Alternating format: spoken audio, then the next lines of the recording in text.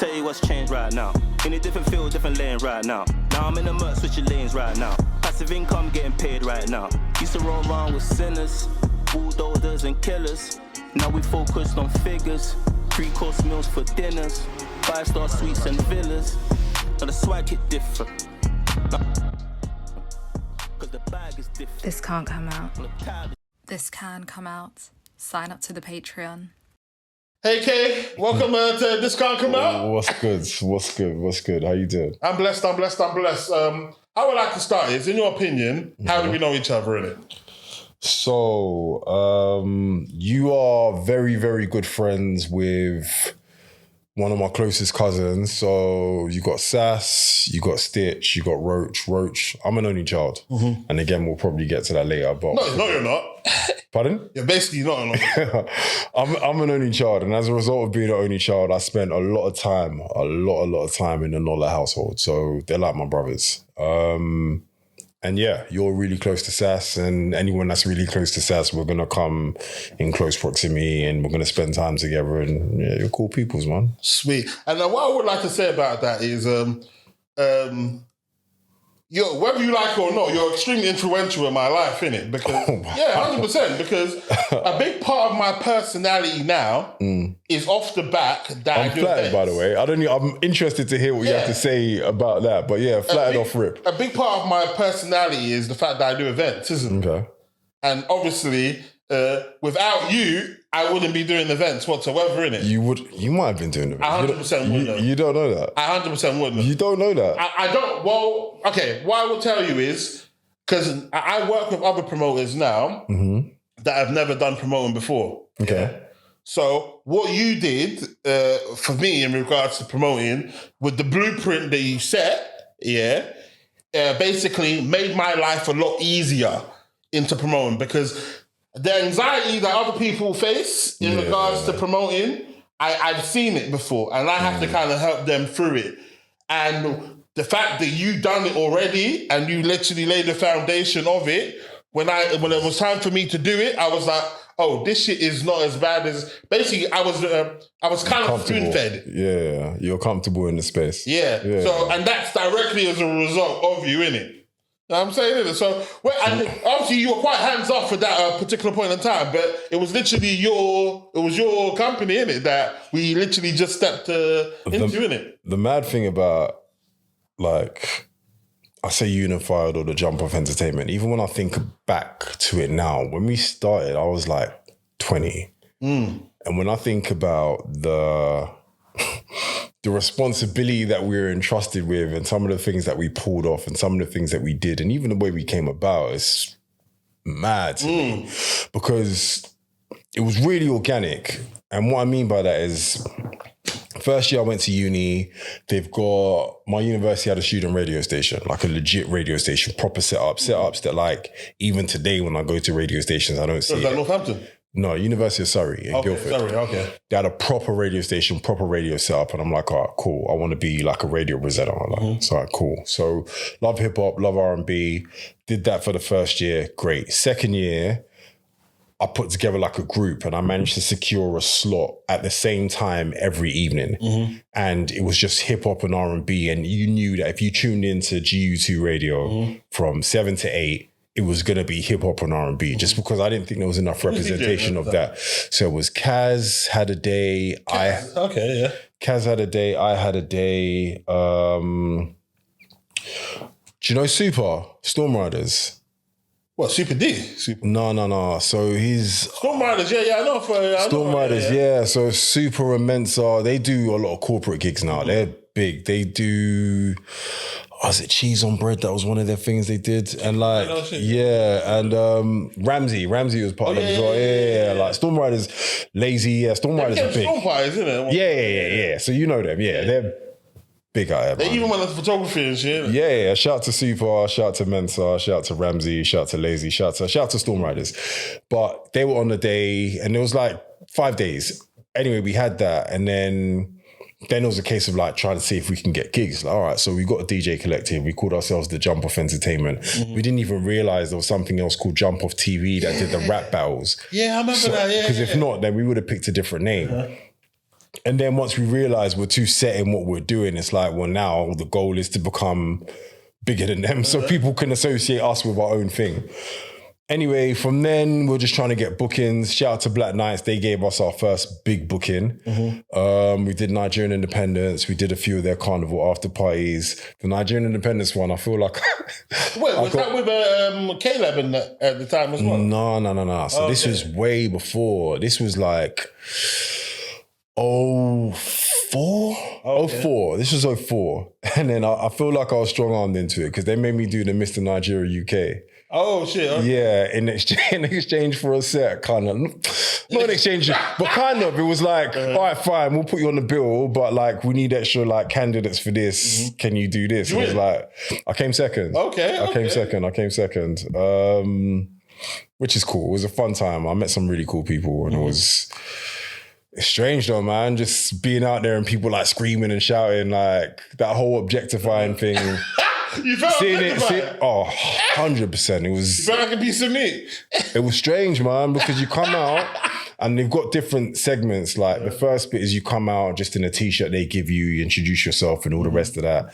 Then the second segment was like beachwear. So everyone's doing their push-ups in the back, sit-ups, and obviously leading up to it, you're making sure you're like in shape. All I had was like the Nigerian flag tied around me going out and then, and don't get me wrong, you know what you're doing. You're trying to get the most cheers, you're trying to win and all the rest of that. And it was cool. It was a cool time. But yeah, so did that. And then getting bookings outside of that was hard because we wanted the big bookings. And I remember us having a meeting and we're like, look. At 20? Yeah. There was like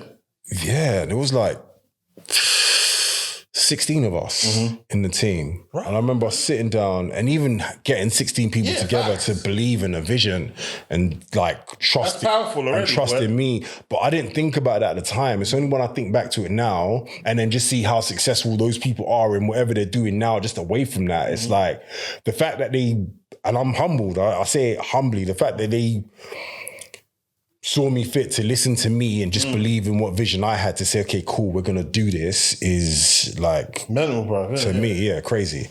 So, like... What, do you put leadership skills on your CVs? Do you know what? The CV thing, Unified for a long time was on my CV. Is it? Yeah, because there was an award that I won at Surrey, the Entrepreneurship. Yeah. Okay. But I said, if they're not going to put us on their bills...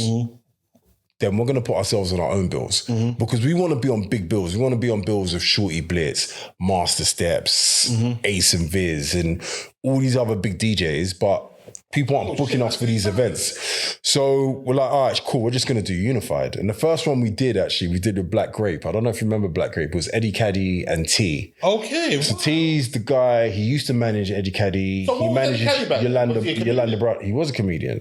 Oh, right. But Black Grape, it was a separate like entertainment. They did like music. So they came to one of our raves. The first rave we threw was a shambles. Oh my God. Did you make money? It was a shambles. Did we make money? I don't know. But it was in, how well do you know South? South, well, pretty well. All right. So people that know South, they know a place off Old Kent Road called Ilderton Road. Okay. And they had a bunch of halls there. I don't know why we did this. Like, I think rave in a hall. It wasn't a uni rave. It was just a rave. Okay. It was just a rave. Called Unified? No. Okay. So it was just the Jump Off Entertainment opening rave. So I think we just called the Jump Off Entertainment. That was the name of the first ever rave. It was just a black flyer with the logo on, the date or whatever. And all we were thinking of at the time is if we do it here, all the bar is ours. We stock all the drinks, we sell all the drinks, and all the money's ours. Yeah. That's all we were thinking. It was a crap. It was so... What did you forget? Did you forget flow and stuff? It's not even that. Like, we made it work, and like, shout out to Wifey, she helped me a lot, and my boys, missus as well. Oh, she was Wifey back then as well? We were getting there. Wow. We were getting there. We weren't there at the time, but we were getting there. And then my boys, missus as well, they actually helped us with that. If it wasn't for them, that whole bar thing would have been... That's impressive. First event. What was it? You owned the bar, first event. But it was in a hall. This is what I'm saying. It's in Ilderton, like in a warehouse. Like, paying for drinks. You know where people do like engagement parties, like back in the day, like before they got banquet suites? Yes. Yeah. So we got one of those halls. So people coming in thinking, what the hell is this? Oh, so they weren't happy. It wasn't what they expected. Oh, it wasn't gonna be that. We just said it's a rave, innit? And obviously, if you're not from South, you're coming there expecting to come to a venue, and you're not coming to a venue. You're coming basketball ring. Oh, you're seeing all sorts. It was very. Do you know what? We should have just called it a shubs. If we had called it a shubs, then the marketing would have been apt and it would have been great. But that's not. The vibe was good though, or did people try to? Okay. All right, cool. So we got about 400 people. Oh wow. Yeah. And Black Grape saw that and like, you know what? Like, call it what you want. And yeah, you might not be happy with like the settings or whatever, but a lot of people will get the nicest of places. They can't get people. You lot can get people. We should do something. So we did Unified. Oh wait, so you did this with Andy Caddy's group? No. This was just us, but we just invited them down. So we knew them. Oh, so they saw. So they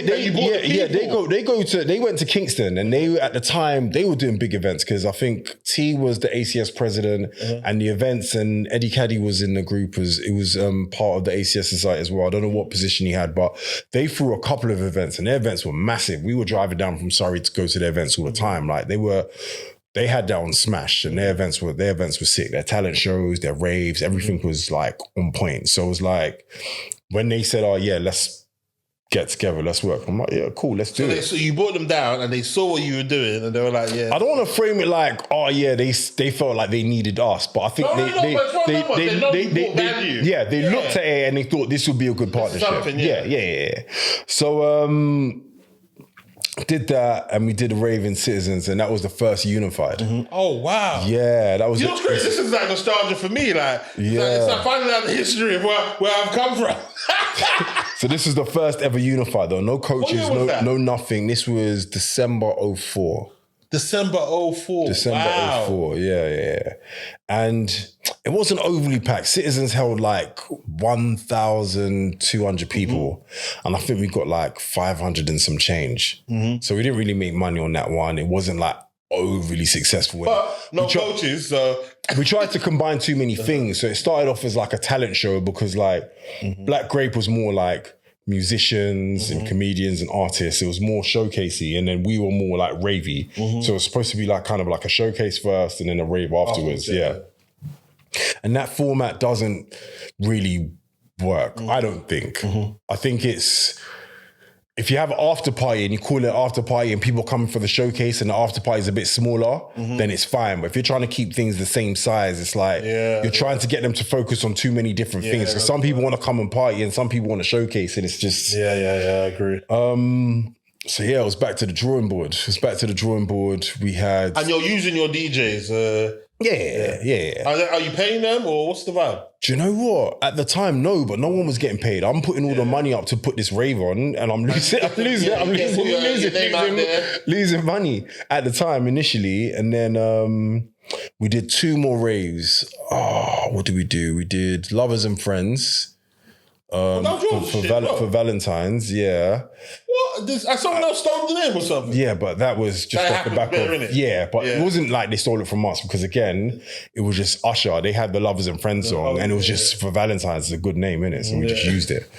And then we had another one and they were small, like 200 to 300, made a bit of money. It wasn't, but it's like, we want to be on the big sets. So we're like, do you know what? We're just going for broke. I think we had a major call because we had maybe like 20 something people part of Jump Off all wearing the t-shirts, but it's like people wearing the t-shirts, but when it's time to put in work or whatever, no one's really doing nothing. It's just repping the set, so to speak. Just like, we're not, if you're not committed and you can't do whatever, then we're not doing this. So that's when we decided to do the first Unified in the format that we're doing it at with the coaches and all the rest of it. What made you think of the coaches shit? Because I wanted to be able to get people from all over. Were other people doing it at the time? No. Do you know what? Yes. Do you know what? That's what I was about to say. Yes. Yes, but I didn't know about that at the time. Okay. So Coach Party were in the Midlands. They didn't move down south until the one that we did together because they realized that we were going to have it on but it was going to be on the same day. So they actually hollered at me. I can get to that later, but they actually hollered at me. That was an interesting partnership. We made a lot of money, but there was a lot of, and they're good guys. They're cool guys. William I still talk to like a little bit like now, like here and there, but yeah, so did the first Unified, spoke to the student union, like, look, we want to do this. We're going to get coaches from here, there, blah, blah, blah, blah, blah. They're like, all right, fine, you can do that. But like why do you have to speak to them? Because it's their union. We did it on Surrey campus in the student union. Yeah, those are the ones that pop off. Yeah. Where it's actually in your base. It's in Surrey. All of them were in Surrey, bar 2.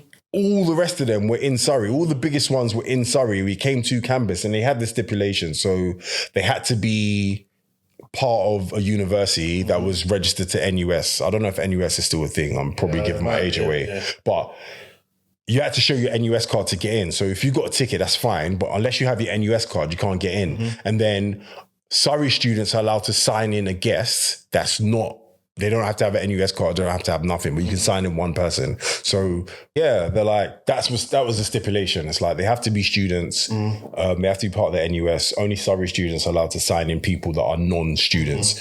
And yeah, I was just bringing coaches in. So I'm like, cool, this is the price point that we want it to be at. I think it was £10. So it's £5 if you make your own way there, £10 for a coach ticket. And we're only making it was 30 people. So coaches were between 50 and 60. It was 30 people to break even. And then after that, it was profit.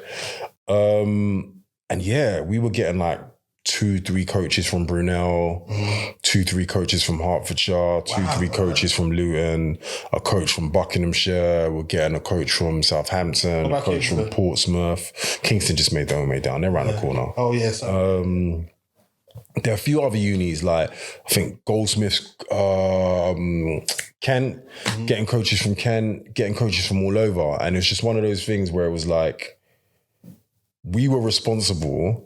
And again, I'm like 21 years old at this point.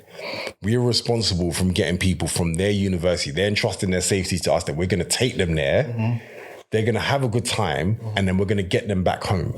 We're liaising with like coach companies to say, all right, you're picking up from here. This is your coach rep. And we're having coach reps and stuff to say, okay, this is your coach rep.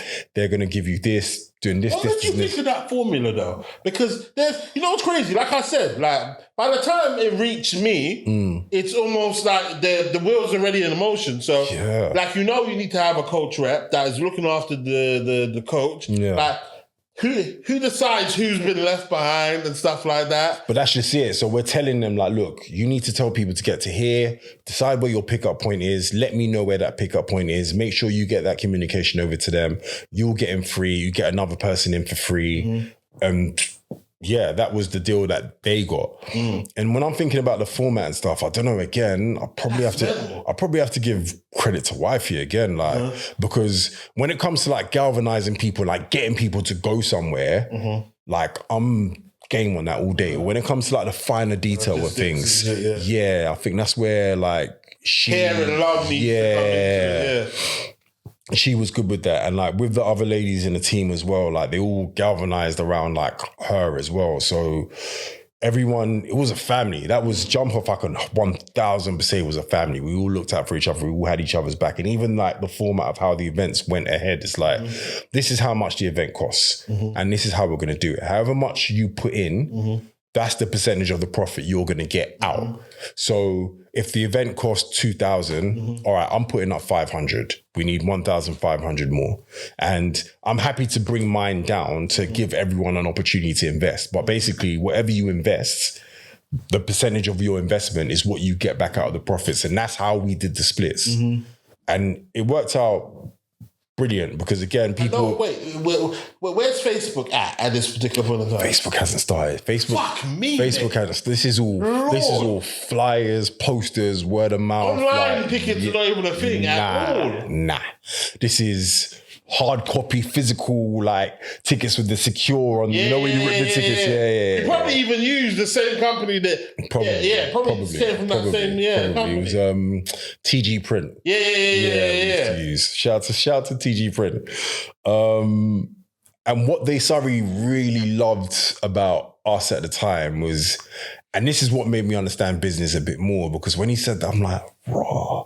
He said what he loves so much. This is the student union manager or student union director. He said what he loved about Unified so much, was that Surrey, people get their student loans and all the rest of it. And whether they put on 20 events, whether they put on 23 events, that money is going to get spent in the student union at some point along the line. So they know that, let's say they have this many students and they get this much student loan, 10% of that they know is going to come and be spent in the student union and student union events at some point.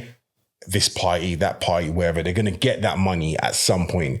What they loved about Unified is that it's bringing in universities from, like, students from other universities, and that's money they wouldn't have got. And they're managing to get some of the market share from money that they would have spent at their uni. They're now spending in Surrey, and that's money they wouldn't have got. Wow. And they're doing things like Unified, people buying champagne. Bruv, Surrey, no one bought champagne. Like, they're selling beer. They're selling shots, they're selling Jaeger bombs, all that crap. No one's come like, oh yeah, can I have a bottle of champagne? Bro, they sold out of champagne. Mental. They sold out of champagne on many occasions. It was like, do you remember what the bar spend was them times? Not that they gave you a bar spend, but what... and that's the other thing. They didn't give me a bar spend. And one thing, do you know what? One thing I can say about them, and I made them money, so I get it. But wherever I asked for, I got.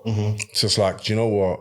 Things are getting a bit rowdy. I want this much extra security. Fine. I want them to work till this time. Fine. I want to extend for an hour because the student union is supposed to close at 1. I'm like, I want it to close at 2. Fine. We've got this artist coming. This is the rider that they want. They want a green room. They say they want fried chicken. They want a mirror that's this tall and all these other bits. And they were happy to facilitate that. Or what else did you bring down? Pardon? What else did you bring down to Unified? Sway. Oh, shit. Bashi.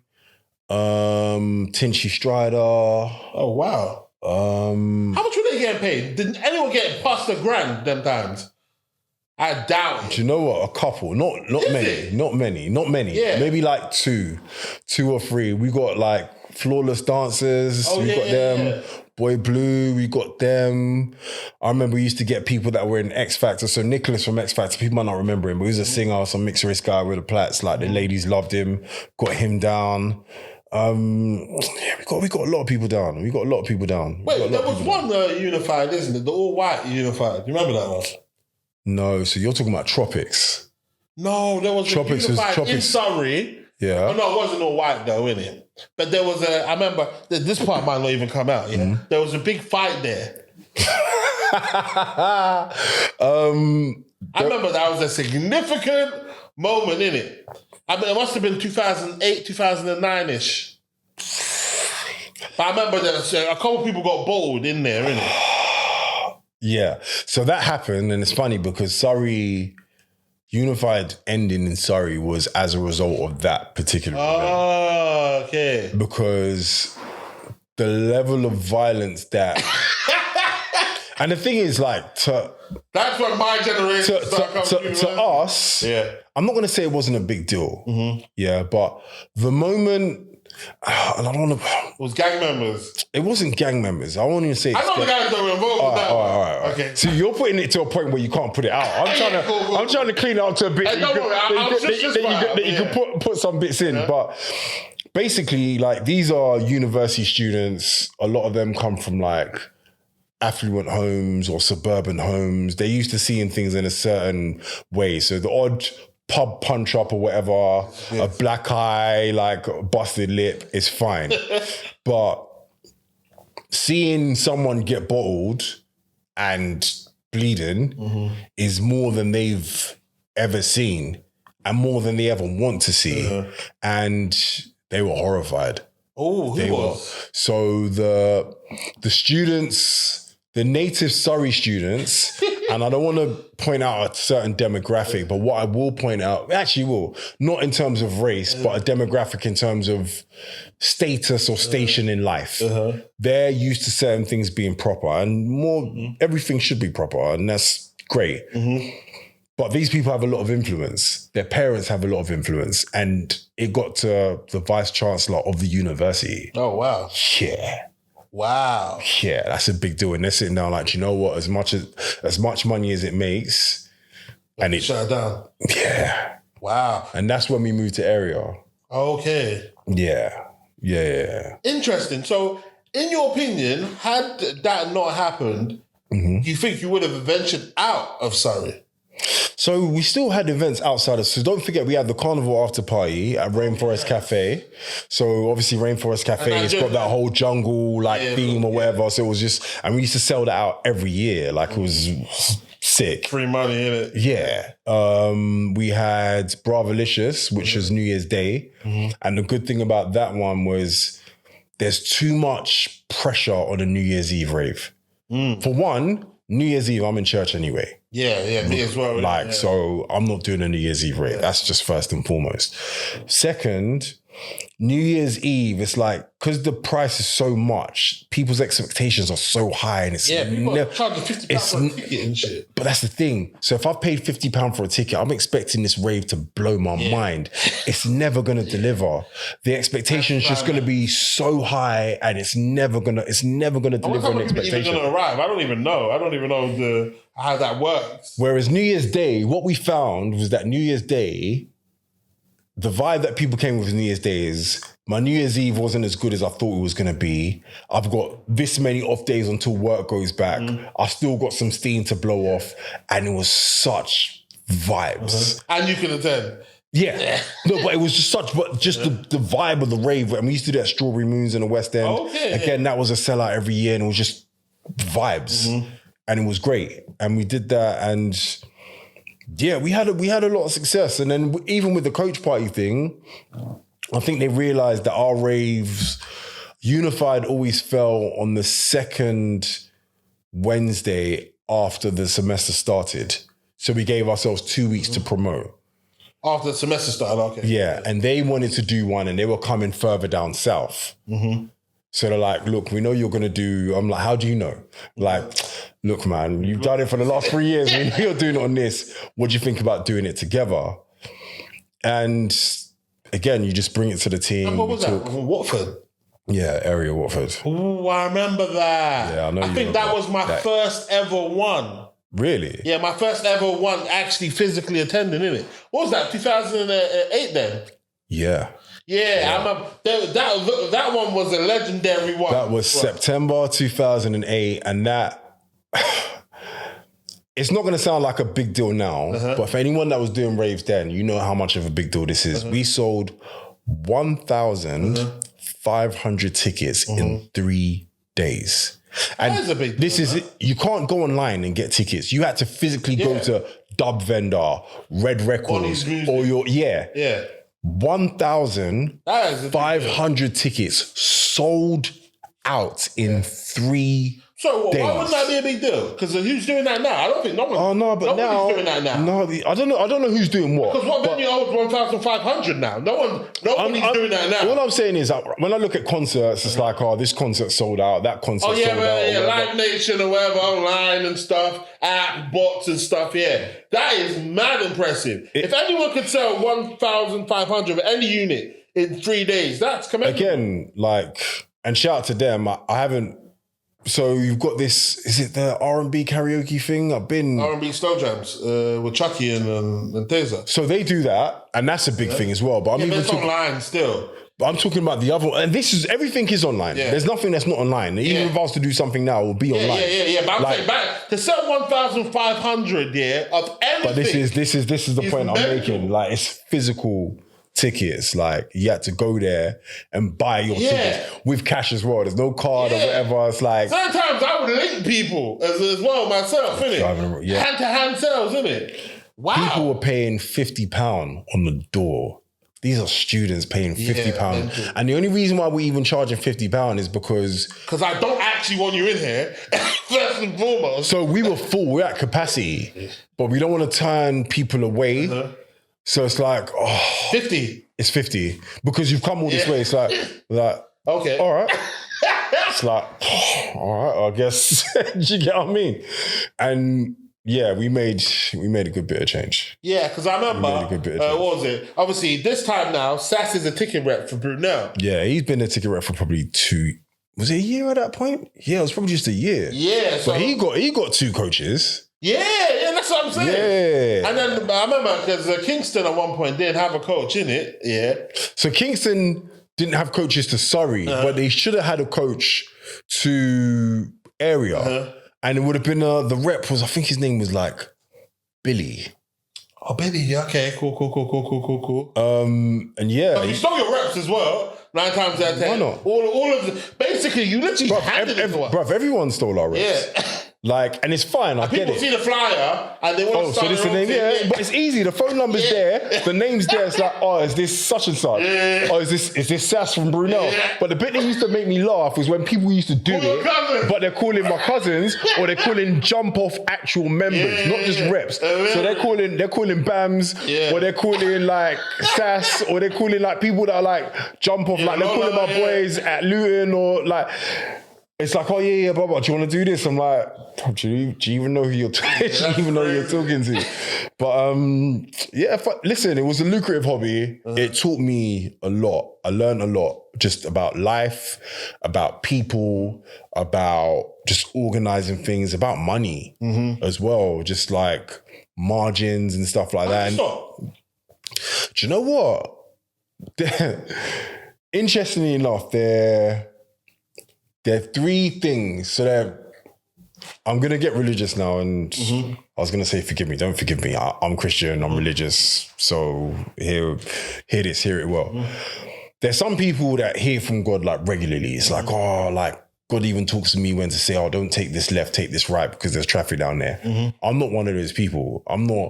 God doesn't speak to me every day. I just pray on things, I act on them, and I pray that God blesses and guides my steps, or whatever decision I make, he blesses that decision. There are only 3 things that I can say that God has spoken to me clearly to say, like, and there was no doubt in my mind. It's like, oh, wow, okay, about things I should do. One of them was stopping jumper.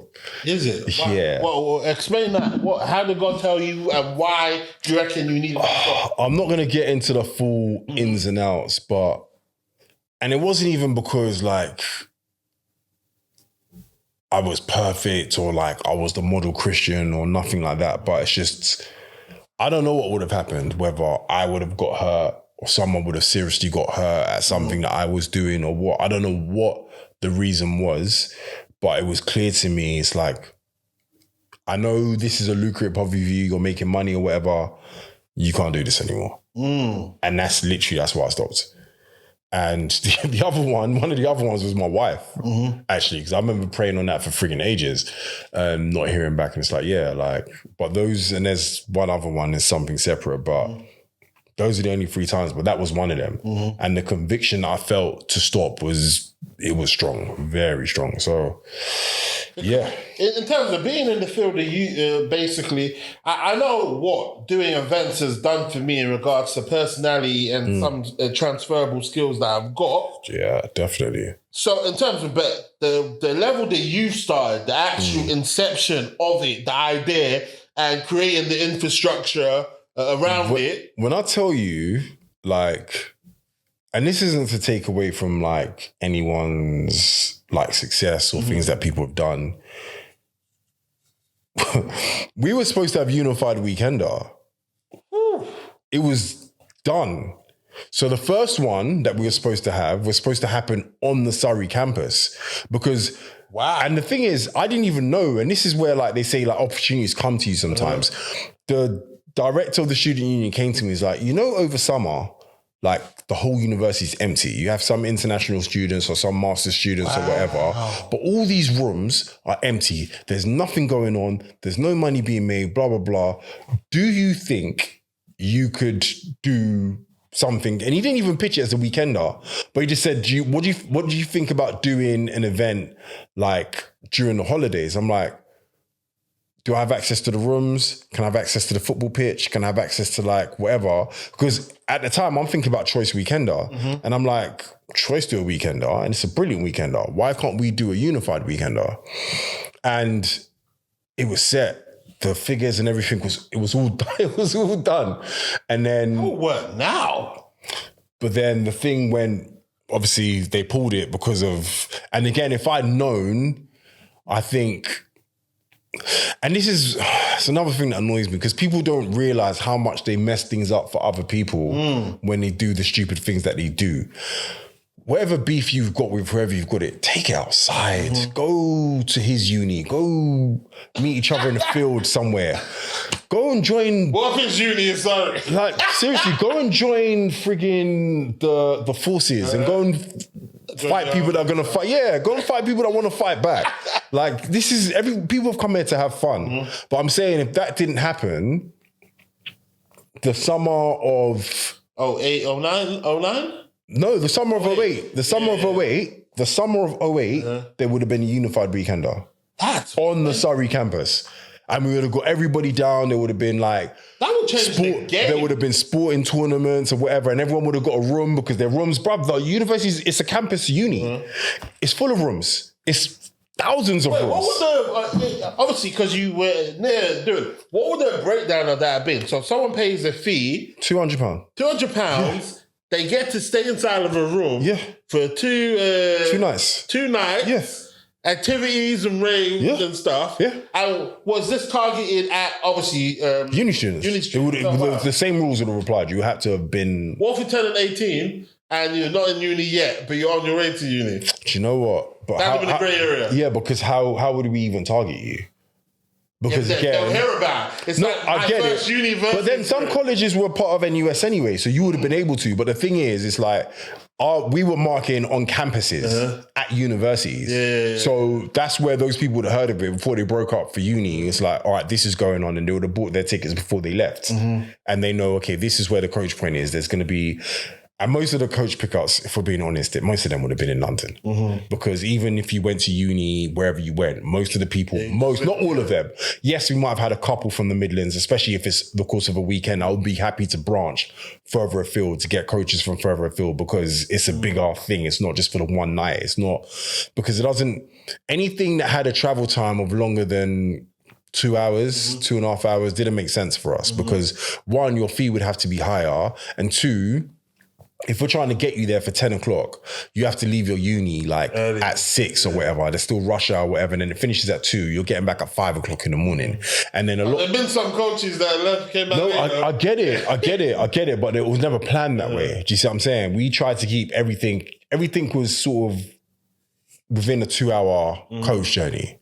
And especially at that time in the morning, and it worked out perfect. Shit. But that would have been... What? That would have been a game changer. That would have been life-changing. That would have been, because the sort of money that we would have made, I'm not even going to lie, I don't even know what I would have done here, but 2,000 each would have been like 1,500 people. Yeah, that's mental. And I remember I even did one breakdown when we were doing, Unified and then Uni House and stuff.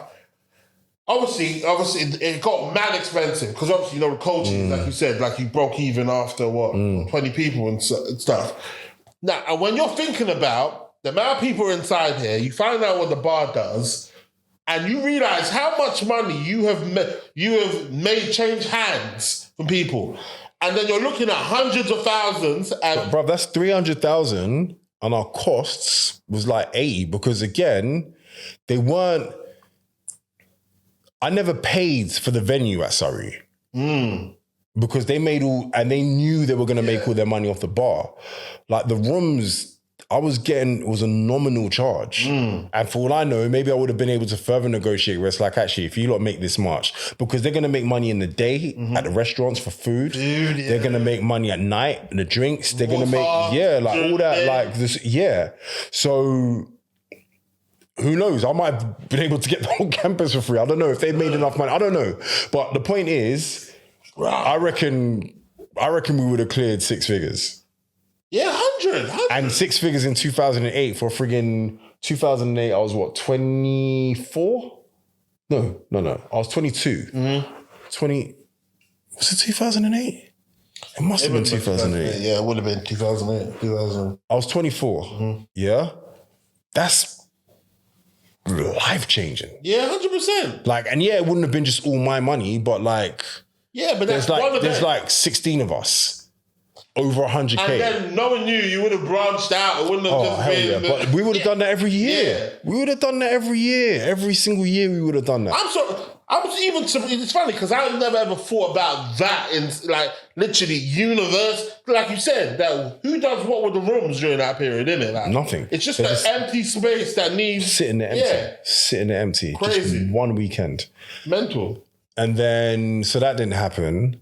But then we flew out to Marbella. We started looking at all these, we booked meetings with all these different like resorts. And we found a resort in Marbella. Right. Yeah, that we got, again, costings, everything was good. But that's when the recession was starting. Because don't forget, the recession started at the back end of 08 into 09, because we were going to do it summer of 09. The only thing, and to be honest, that was probably a blessing in disguise, because when I think about it now, the recession hadn't even got to the depths of where it was going to go to. And if it had, things would have got worse. I think plane ticket prices would have gone up. I don't know. It would have been, it could have been life-changing in a negative way. But the only reason why the deal wasn't signed is because we were both trying to be smart. I'm not trying to be smart, but I was saying to them, I need them to give me a figure and it needs to be in pounds. Yeah.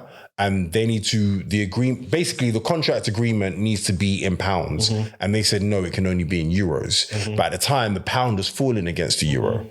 And I'm charging everybody in pounds.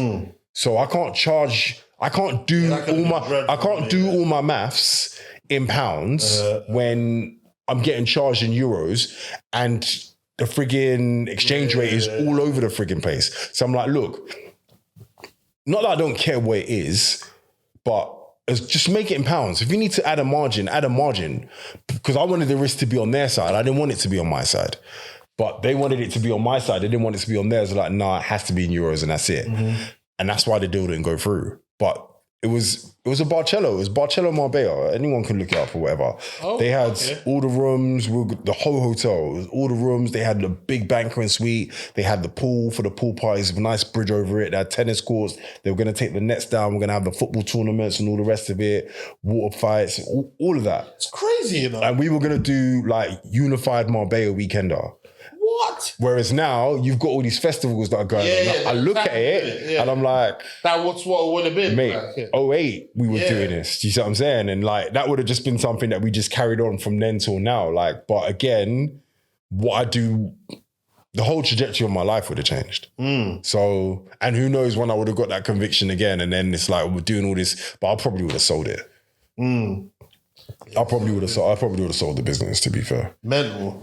Well, something interesting about Kay is that you need to know about is the fact that this guy is a pilot as well, isn't it? Now, one of my friends, funny enough, I think he said he was moved, but I think you gave a testimony or something. Yeah. Now, please, the floor is yours, isn't it? Give the testimony, innit? Because I don't think I've actually heard this fully, innit? It's just how far back we go, but it's just... For people that don't know, like everyone thinks, do you know what? Let me not say everyone thinks. I don't know what people think, but it's not like any other job where it's like you apply for the job, they give it to you and they train you on the job or whatever. If you want to be a pilot, you need a pilot's license. And... What? To be a pilot, you need a pilot's license? You can't apply for a pilot's job without having a pilot's license. Okay, you need a license. Okay, fair enough. A commercial pilot's license. And they don't come cheap. So my license, how much are you talking? Well, mine, like to get everything done, cost me 82 bags. Fucking hell, man. Yeah, that's a lot of money. Well, how are you allowed to pay? Again, it's just different ways to do it. So like when people ask me, how long does it take to be a pilot? I'm like, if you've got the money, you can get it done in 2 years. If you've got, like right now, and I'm saying this to anybody, like if you want to be a pilot, like again, we need and this is for anyone, but I'm saying it just for me, talking from my perspective, we need more black pilots in this space. It'll be good to see more black pilots, like, especially like for London, like when I go to Gatwick, I'd like to see a representation of what London is in the cockpits, in the flight deck and all the rest of that. So if you have 120 grand, 130 grand, and you want to be a pilot, you can raise those funds. You can get it done in 2 years. Okay. 2 years. What's the average pilot's salary? Oh, see, now we're getting into techie area. It all depends on who you work for. Okay, just say for BA. BA starting as a first officer, your starting salary would probably be about, I don't know, maybe like the 80K mark. But then you have add-ons on top of that. So you have like flight pay, sector pay, landing pay, per diems and all the rest of that. And that adds onto it. So as a first officer, But okay, what benefit is there to pay for 120 bags for something, to then basically to then receive 80,000 a year for the actual role? Well, let's even say for sake of argument, it stays at 80.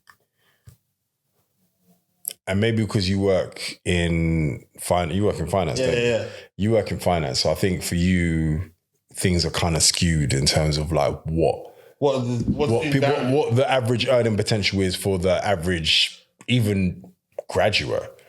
But I'm saying, if you're willing to put 120 bags down, that's fine. So what's the average graduate get? I'm assuming like maybe 20, 25 or something. All right. 30? 5 years in the game doing something. How much do you expect to make? Well, it depends on what profession, innit? Let's say 50, innit? 50. Okay, cool. All right, cool. So if I'm making 30 more than you, in 4 years, I've paid that back. In 4 years, you pay that back? And that's staying at the same salary. Okay, hold on one second. My brain can't do the math. So 120 bags you put down initially. And now you're making 80,000 for how many years? Say you're making it for 5 years. 5 years, yeah. Okay, 5 years. And I'm getting 30 grand a year more than you. And yes, I know you need to put tax into account for tax, account for national insurance and all the rest of that stuff. But I'm earning more than you are. Yeah, and to be fair, it's for the foreseeable future for my life. So yeah, it makes sense. But again, I don't want. But yeah, I understand what you're saying. Do you know what it is? What other job can you actually really get in it? All right, so there are two things I'm going to say with regards to this. One, a lot of people think, oh, you're a pilot, and just because you're a pilot, you make mad bread. And people assume that a lot of people actually assume that I'm at a station that I'm not. And it's not because I pretend to be or I try to be or I'm putting it on that way. It's just the assumption. And I'd much rather people assume I made less than I do than people assume I make more than I do. And a lot of people assume I make more than I do. But the second thing with regards to that is, and maybe it's a Nigerian in me, like I just don't like people pocket watching me. So I'm not going to say what. And you can go on ChatGPT and you can find out how much. But what I will say, and I'm not a captain yet, but what I will say is you can be a captain for Ryanair, EasyJet, Jet2, whatever, and you're making 150 bags a year. You could be a captain for British Airways and like, especially if you're on long haul and you can make 200 bags a year. You could go to the Middle East and you're clearing, because it's tax-free, 10 bags every month, tax-free. And you're not even a captain. Captains are clearing like 15 bags every month, tax-free. Okay, I feel like you answered my question. So I say all that to say, yeah, you might start low. And some pilots are starting lower than that. Some pilots are starting, some pilots are starting on 50K. Do you get what I mean? But once you get a certain number of hours, you're eligible for better jobs. Once you get a certain number of hours, you're eligible to become captain. So that money gets better. Like once you've got 5, 10, do you know what? It will be very difficult to find a pilot that's been flying consistently for 10 years that's not on 6 figures. I'll say that. I'll say that much. That makes sense, yeah. But then I'll also say I haven't been flying for 10 years. So... why do you reckon the barrier to entry is so high for the role? Because of how much it costs to do it. Yeah, but why? Why is that? Why does it cost so much? Oh, it's not cheap. Like there's a lot involved to be a pilot. Because of fuel. Fuel, plane rentals, instructor fees, exams. So if we talk about the process, so to become a commercial pilot, you need to do your ground school exams. So that's 14 exams. Some of them are really, really friggin' hard. Yeah. And to do that, there are a lot of people that try to do home study or distance learning and simulation and stuff. Because this is all theoretical stuff. It's all theory, yeah? Okay. And they can do that, and that's And you fine. haven't even jumped on the plane yet? No, you haven't jumped on the plane. Well, you can do a PPL. So if you do an integrated course, you do ground school first. You do ground school, then you go and do flying. If you do it modular, I started integrated and I ended up going modular, and this is part of my testimony as well. If you go modular, you have to do your PPL first, which is your private pilot's license. And a lot of people think because it's a private pilot's license, it means you fly private jets. That's not what it means. It means it should say personal pilot's license. And what it means by that no. You can fly yourself. You can fly yourself. You can fly friends. You're not allowed to fly for money. So you're not allowed to pay. You're not allowed to get paid to fly. Do you get what I mean? Yeah. So if you got a private pilot's license, you're not allowed to get paid to fly. You can fly your friends, you can fly yourself, and there's so many lovely planes that you can fly. You can even fly jets if you want to. Why is that? Why is what? Why have they allowed you to be able to fly your friends and family, but yet you can't? Because you've got an adequate level of training to do that. But you're not able to fly somebody else that you get paid for. Because the standard at which you have to reach for you to be able to get paid... You have to be extra competent. Yeah. Interesting. Huh? Because it's like... driving. But it's like driving your car and driving a bus. The level of responsibility of it's just you. So yeah, you should be careful, and yeah, you need a certain level of competency. But then if you want to drive a bus, there's an extra level of competency because not just because it's bigger, but also because of the responsibility you have and all those people that are behind you that are trusting you to take them from A to B. I hear that, but it's one of those ones like a life is a life. That's not true. A life is not a life? All right, it's one thing if you just take a life, but one, it's more lives. And not only is it more lives, I paid you to kill me. But I'm saying in terms of, you said a private, yeah, I hear that. But for instance, if it's a private plane and it only holds like, say, 5 people, I don't know much about private planes. It could be any plane. Someone wants to pay you to fly them there, why can't they do that? Okay. Again. Sign a waiver fee, boom, boom, boom, boom. It doesn't, again, it's regulations and it just doesn't work. It doesn't work like that. But again, it's just... There's a certain level of competence that's required. And again, I can only use road things because this is what everyone's familiar with. So the amount of training you need to ride a ped is different because it's just you. And again, with the ped, you have to have your L plates on. You're not allowed to carry anyone on the back. And it's just you. So it's like the basics that you need to be competent on the road, the basic level of training that you need to be competent on the road, we've given to you. Okay. Yeah. And if you abuse that, yes, you could crash into someone, but essentially it's just your life in danger, primarily just your life. And then if you want to get a full bike license where you can have one person, there's extra training that's needed. Okay. But if you want to drive a car, there's even more training than a bike because there's more people you can carry and there's more damage you can do to other people. Do you get what I mean? Yeah, mate. If you want to drive a bus or lorry or whatever, like the heavier the things get and the bigger they get, the more training you need because the more damage you could do, the more responsibility that you're entrusted with. So in terms of the payment, okay, but yeah, you made sense with the payment as well. So cool. Yeah. So continue. Yeah, go on. So yeah, you have to do your private pilot's license, and I'm going to refer to it as a personal pilot's license first. And then once you have that, then you can do your ATPO exams, which are these 14 exams.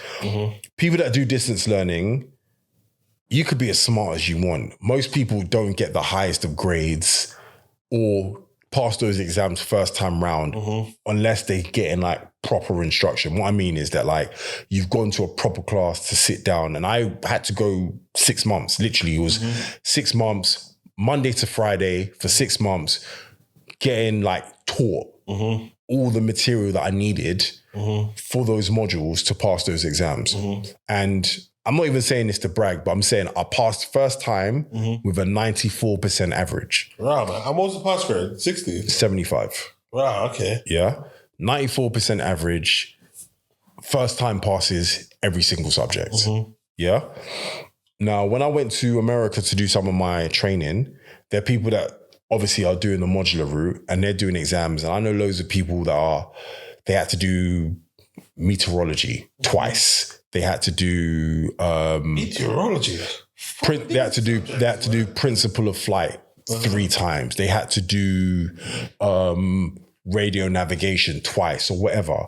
Like, and then their average is maybe like 80. There's certain, and everything's about every job market is no different, or the housing market. It's all about supply and demand. Right now, the demand for pilots is very high.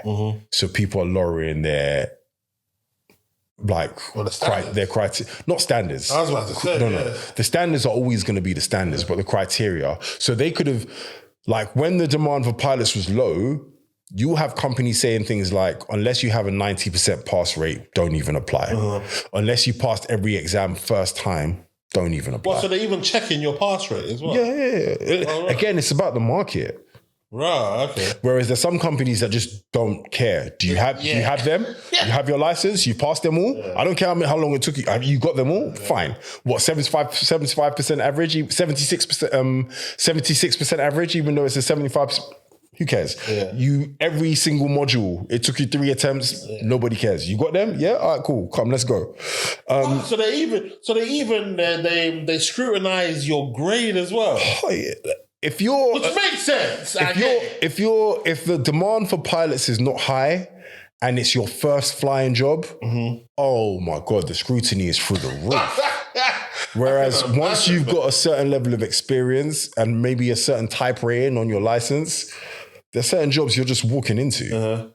They're begging you. Especially if the demand is high, they're begging you. So I say all that to say, like, so you've got those exams you need to do. So ground school is money. To take those exams costs money. If you need to resit them, obviously it's even more money. Ooh, give me an example of how much a resit could. £200? £200 for me? Okay. That's all right for me. It's all right, but you have to take 14. So if you pass them all first time round, 150, 200, I don't know how much it is now. I think when I did mine, I paid like 110 or something like that. But this was years ago. This is like 2013, I can't remember. But this was years ago. But you have to do 14 of them. So if you're paying £200, that's like the best part of $3,000 to do exams. But then also, you need to pay for tuition and stuff, right? But the study material, the books you have to pay for, the online material you have to pay for. If you do the whole Monday to Friday, which is what I would advise, classroom, taught, that costs money. So that's that. Then you have to go and do your actual flying. So you need a PPO first. That's a minimum, and that's if you're on your job. You have to do 35 hours of instruction. Yeah?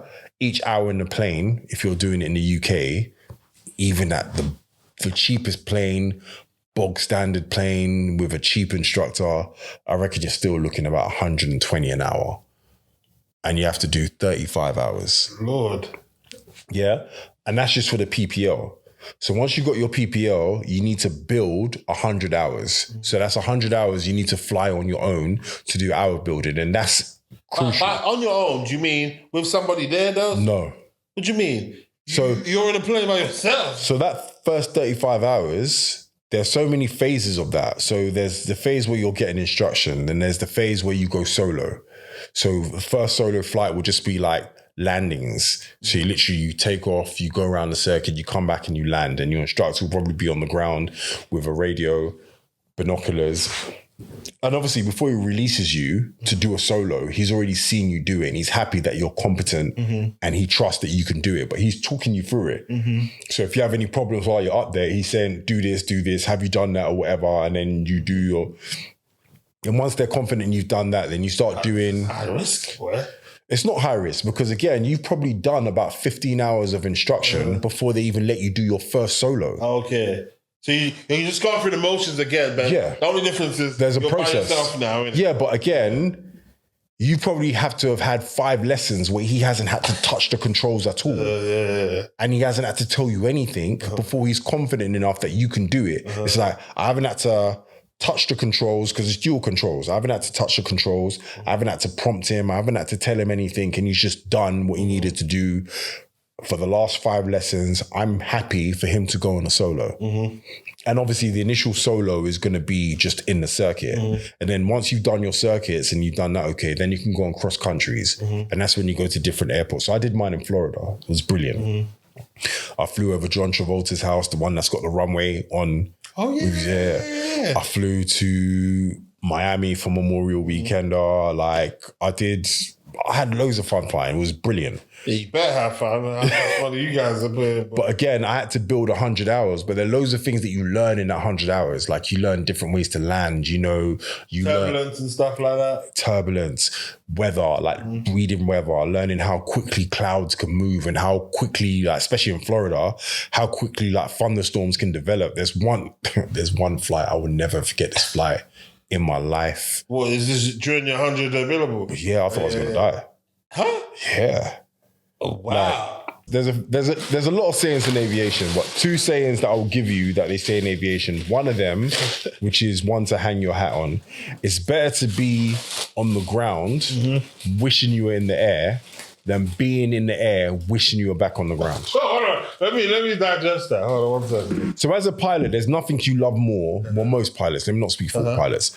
There's nothing you love more than being in the air. We love flying. That's why we do it. It's why we sacrifice so much money, so much effort, so much whatever to fly, just because we love flying. We love being in the air. And I'll talk to you later about what my inspiration was for flying anyway. But it's better to be on the ground wishing you were in the air than being in the air wishing you were on the ground. Okay, that makes sense. Yeah? Another saying they have is don't be cavalier about weather.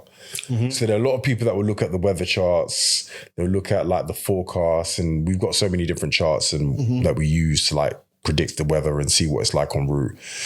Look at it and be like, oh, I'll be okay. That day was one of those days. I knew there were going to be thunderstorms. It said it was going to come roughly about this time. I was leaving about an hour before that time. My journey was only like 45 minutes. But again, it can change quickly. Like you should allow some time before and after that, because it's not, again, like most forecasts, they're not an exact, And I was flying back and those thunderstorms started to develop right before my eyes. And I wanted to fly in front. What does that even look like? So initially it's to the left of me. So I'm flying north. I'm flying north. They're to the west. And I'm just picturing now I'm coming and it's coming in. So I'm like, oh, I'm just going to power through and I'll get past it before it comes in. And they started coming in very, very quickly. So then I'll change course to fly to the west, to fly behind it because it's moving to the east. But then I just clipped the back of it as it passed me. And when you're in a downpour, you lose so much. So I'm max power and I'm struggling to keep altitude. Like all my performance has dwindled to nothing. And I'm like, I'm starting to lose a bit of altitude now. So I'm thinking, oh my God, like what's going on? And again, I could have a flame out as well because again, I'm in a severe downpour at this point. And if I have a flame out, then my engine's... So what's happening now? Your plane is doing what exactly? Just so I'm it's not just falling, but I'm saying like I'm in the back end of a major downpour. Yeah. So for one, you've got the air pressure, the performance and all the weight of the water is all on me and it's pushing me down. But I'm using all my powers to try and maintain my altitude, but then also go forward. But because again, I'm using all my power to try and maintain my altitude. I'm not going forward very fast and I'm staying in it longer than I want to, but still trying to fly out of it. The whole situation was, it wasn't ideal, less than ideal. And obviously there's a bit of wind shear as well because the wind's rapidly changing direction and it's, having turbulence, that level of turbulence and that level of performance dwindle in a small plane is not. What, did you do a prayer in there? Oh, hell. Oh, God, yes. Oh, God, yes. When I got back down on the ground, I was on the floor, on my knees. I'm telling you, thanking God, I will never do that again. What did you do again? What did you do wrong, though? Well, one, again, and it's why they make you do those 100 hours, because, again, me now, or even me after that flight would know, one, judge how quickly that's coming. And even if you need to do a few circles back where you are, just to see what it's going to do, do that. Then think, oh, it's coming this way, but I can get past it quick. No, you can't. No, you can't. No, you can't. And the best thing to me to have done, even in that moment, is instead of trying to fly around, changing course and trying to fly around the back of it, just turning around, flying back and just circling back and just wait for it to pass, or just go and land somewhere else. Go and land somewhere else, wait for it to pass, then fly back. Don't. And you've used that technique many times now as a result of... and even like now, just as a commercial pilot, like we got like obviously more sophisticated weather radar. We can see it way ahead and you avoid it. You look at it, it's like, all right, well, it's over there. We can see the cell and we just try and fly. And I can even show you pictures of like thunderstorms and stuff that we've avoided. And like even recently. That's mental, mate. Like even recently, so you kissed the ground and laid on the floor. Of course, Lord. I'm telling you, it was not a joke. It was not a joke. Was that the only time you've missed death in the plane? Oh, so that was in 2013. But since then, I haven't had anything even remotely as close as that in terms of close. Imagine having passengers with you on that flight. But that's just it. Yeah. At that time, all I had was my private pilot's license. That's why they don't pay me to fly somebody. Do you get what I mean? Because now that I have the level of experience I have, I would never have done that. Dodging, but this is one that's happened more recently. So this was in June last year. So this is one of my night flights back from... Oh my God, is that what storm looks like? What the hell is that? What is that even? What is that? That's a major cell. A major thunderstorm cell. Fucking hell, mate. You might as well just send me the video as well, innit? And I'll put it in there. That's mental. I could do that.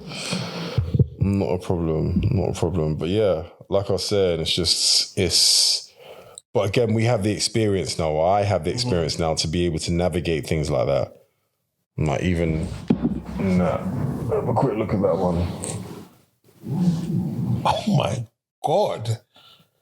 This is kind of beautiful though. What is that? That looks like a spaceship.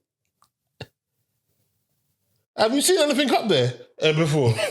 Are you sure? I haven't. No. Look at the left of the screen. What is that? That looks like some Star Wars spaceship. 1 second. But I can tell where the cities are because there'll be a big cluster of lights and then like darkness and then clusters. Yeah. Where the clusters are, like obviously the densely populated areas. Yeah. Oh wow! And you haven't seen anything strange up there? I haven't. No. I haven't.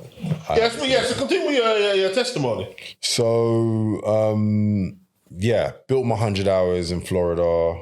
It was great. Did my instrument rating. So instrument rating is learning how to fly just based on instruments only. So you can't see nothing outside. So apart from once you're off the ground, you have to put the goggles on and it covers, you can't see the windscreen or they blank the windscreen out. So all you have is your instruments and you have to navigate to wherever it is you're going. Interesting. Come down like even approaches. So you come down and then once you get to the minimum descent altitude or the decision height, then they take it off. And then if you've done what you're supposed to do right, the runway should be right in front of you. Oh, wow. But again, because they're clouds, that's how we have to learn how to fly because all commercial flights, not all, but like 99% of commercial flights are done IFR. IFR is instrument flight rules. So it's not based on what you can see outside. It's just based on what's on the instruments. Okay. Because if we didn't do any instrument flying, whenever the weather was bad, it just means no one will go anywhere, which means in the UK, we'd hardly ever go anywhere. Because once you get in the cloud, you can't see anything, but you still need to get to where you're going. That's interesting. Well, in terms of doing that, what is it any more difficult for you? Yeah, that's why there's a separate rating for it. So I can argue that for me now, in my stage of flying, I find instrument flying easier than I find visual flying. I don't want to have to fly just based on like landmarks. Okay, I'm looking for this landmark with a map, looking for that landmark. I've got my instruments. I'd rather just be like... Visual flying. If in doubt, which one to go by? What do you mean? Like, for instance, the instrument is saying go left, but you're looking, if I go left. So another rule in flying is always trust your instruments. What? Always. More than certain eyes? Your eyes can deceive you. Oh, wow. Oh, your eyes can... So not only your eyes can deceive you, and your like physiology can deceive you. So if you're in a slow banked turn and you stay in that turn for long enough, your body calibrates itself and it thinks it's flying straight and level when it's not. So when you go back wings level, you think you're banking to the right, but you're not. Your wings level. So you're ignoring what's on the instruments and you're going to go back to the left because you think that's what straight and level is. Okay. But because... Do you understand what I'm saying? Wow, that takes a lot, though. Well, have you ever had to follow your instrument instead of your eyes before? Yeah, but you've been trained to do that. Like, your eyes, and not only just your eyes, it's just what you feel as well. Because you might feel that you're pitching up and you're not. You're flying straight and level. You're actually diving. Or you could... There's so many different things, but you have to trust your instruments because, again, if you don't, you're going to find yourself in... Big trouble. Big trouble. Yeah. So you have to train yourself to like trust your instruments over your physiology. And part of the training, especially in the instrument training, is they'll do things like put you in dives or unusual attitudes. They'll put the plane in an unusual attitude and they'll ask you to open your eyes and recover. But because they've done it and they've asked you to put your head down and close your eyes and then put your head up, what you're feeling, by the time you look out or look at your instruments, it's not what you thought it was, which is why you have to trust the instruments. Okay.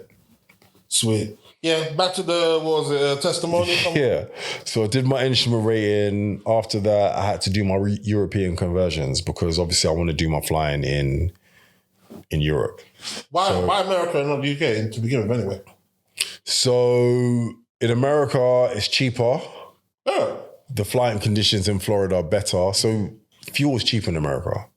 So whereas it's costing, I was getting like my hour building hours for like $80 an hour in a crappy little Cessna 150. But my hour building cost me... How much would that have been in the UK? At least £100. Okay. And it was $80. Pounds. Okay. Yeah, and it was $80. And back then the exchange rate was £1 to $1.60. Oh, wow, okay. Yeah, so it's kind of like a no-brainer. And then also, in Florida, I can fly every day. Like, even if there's a heavy downpour, there's going to be at some point during the course of that day, I'm going to be able to fly because the weather's going to be beautiful. In the UK, it's not. Do you get what I mean? So the weather's better. The flying is more conducive for, like, free flying. Like, I could just land at any airport and it's fine. There's no landing fees. No. I landed at freaking Orlando. I landed like in a crappy Cessna 150. Did you think I could take a Cessna 150 and then go to Heathrow and be like, oh yeah, request a touch and go? Heathrow told me to do one. Wait, and how do you request it? Over the phone? Yeah, over the radio. Over the radio. You'd be on the radio like November 9205 X-ray. On left base for runway 27 blah blah blah, runway 27 center, 27 left, whatever it is, request a touch and go. And obviously they'll sequence you and they'll give you the adequate separation, or sometimes they will say they're a bit too busy, but then they'll clear you and you do a touch and go, you touch down on the runway, and then Orlando International, and then go back up and then just bugger off and do what you're doing. Oh, right, okay. But do you think you can go to Heathrow in a crappy little propeller plane and say, yeah, you want to touch and go? What is it? Bruv, they'll tell you to do one. They'll tell you to do one. The only way that happens is in an actual emergency. When it's an emergency, everything is available to everyone. Once you declare, it's called a Mayday. Once you declare a Mayday. Oh, wow. Oh, that's the first time I've ever heard Mayday used in actual real time. Yeah. So if you declare Mayday. Yeah. If you declare a Mayday, every flying facility is available to you. Oh, wow. If you're in the air, it doesn't matter how crap your plane is or whatever. If you declare a mayday and you want to land right on Heathrow or whatever, the Airbus, the double-decker Airbus A380, they'll tell it to move out of your way. The 747, they'll tell it to move out. You have priority. Oh, wow. Yeah. But do you know where that stems from anyway? What mayday comes from? No. Oh, okay, interesting. No, like SOS is obviously save our souls or whatever, but it's like... so there's like... I didn't even know that. Yeah. So there's like mayday. And then there's pan. So pan is like a level below mayday. So it's an emergency, but not like... I'm not going to die right now. Not right now. Yeah. Like, if I don't do something soon, but not right now. Yeah. But even in a pan, they'll give you priority. Okay. Yeah. Oh, wow. Mellow. Yeah, sorry.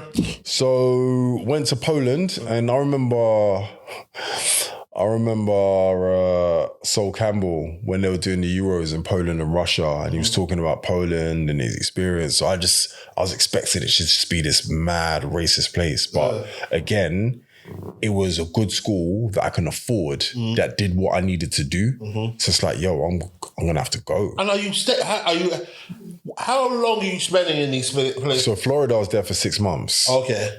Poland, I was there for 6 weeks. Okay. But again, I have to go. So my mind is, I'm gonna go to the flight school, do what I need to do, and then go back and just chill in my room. I'm not bothering, but I had a great time in Poland.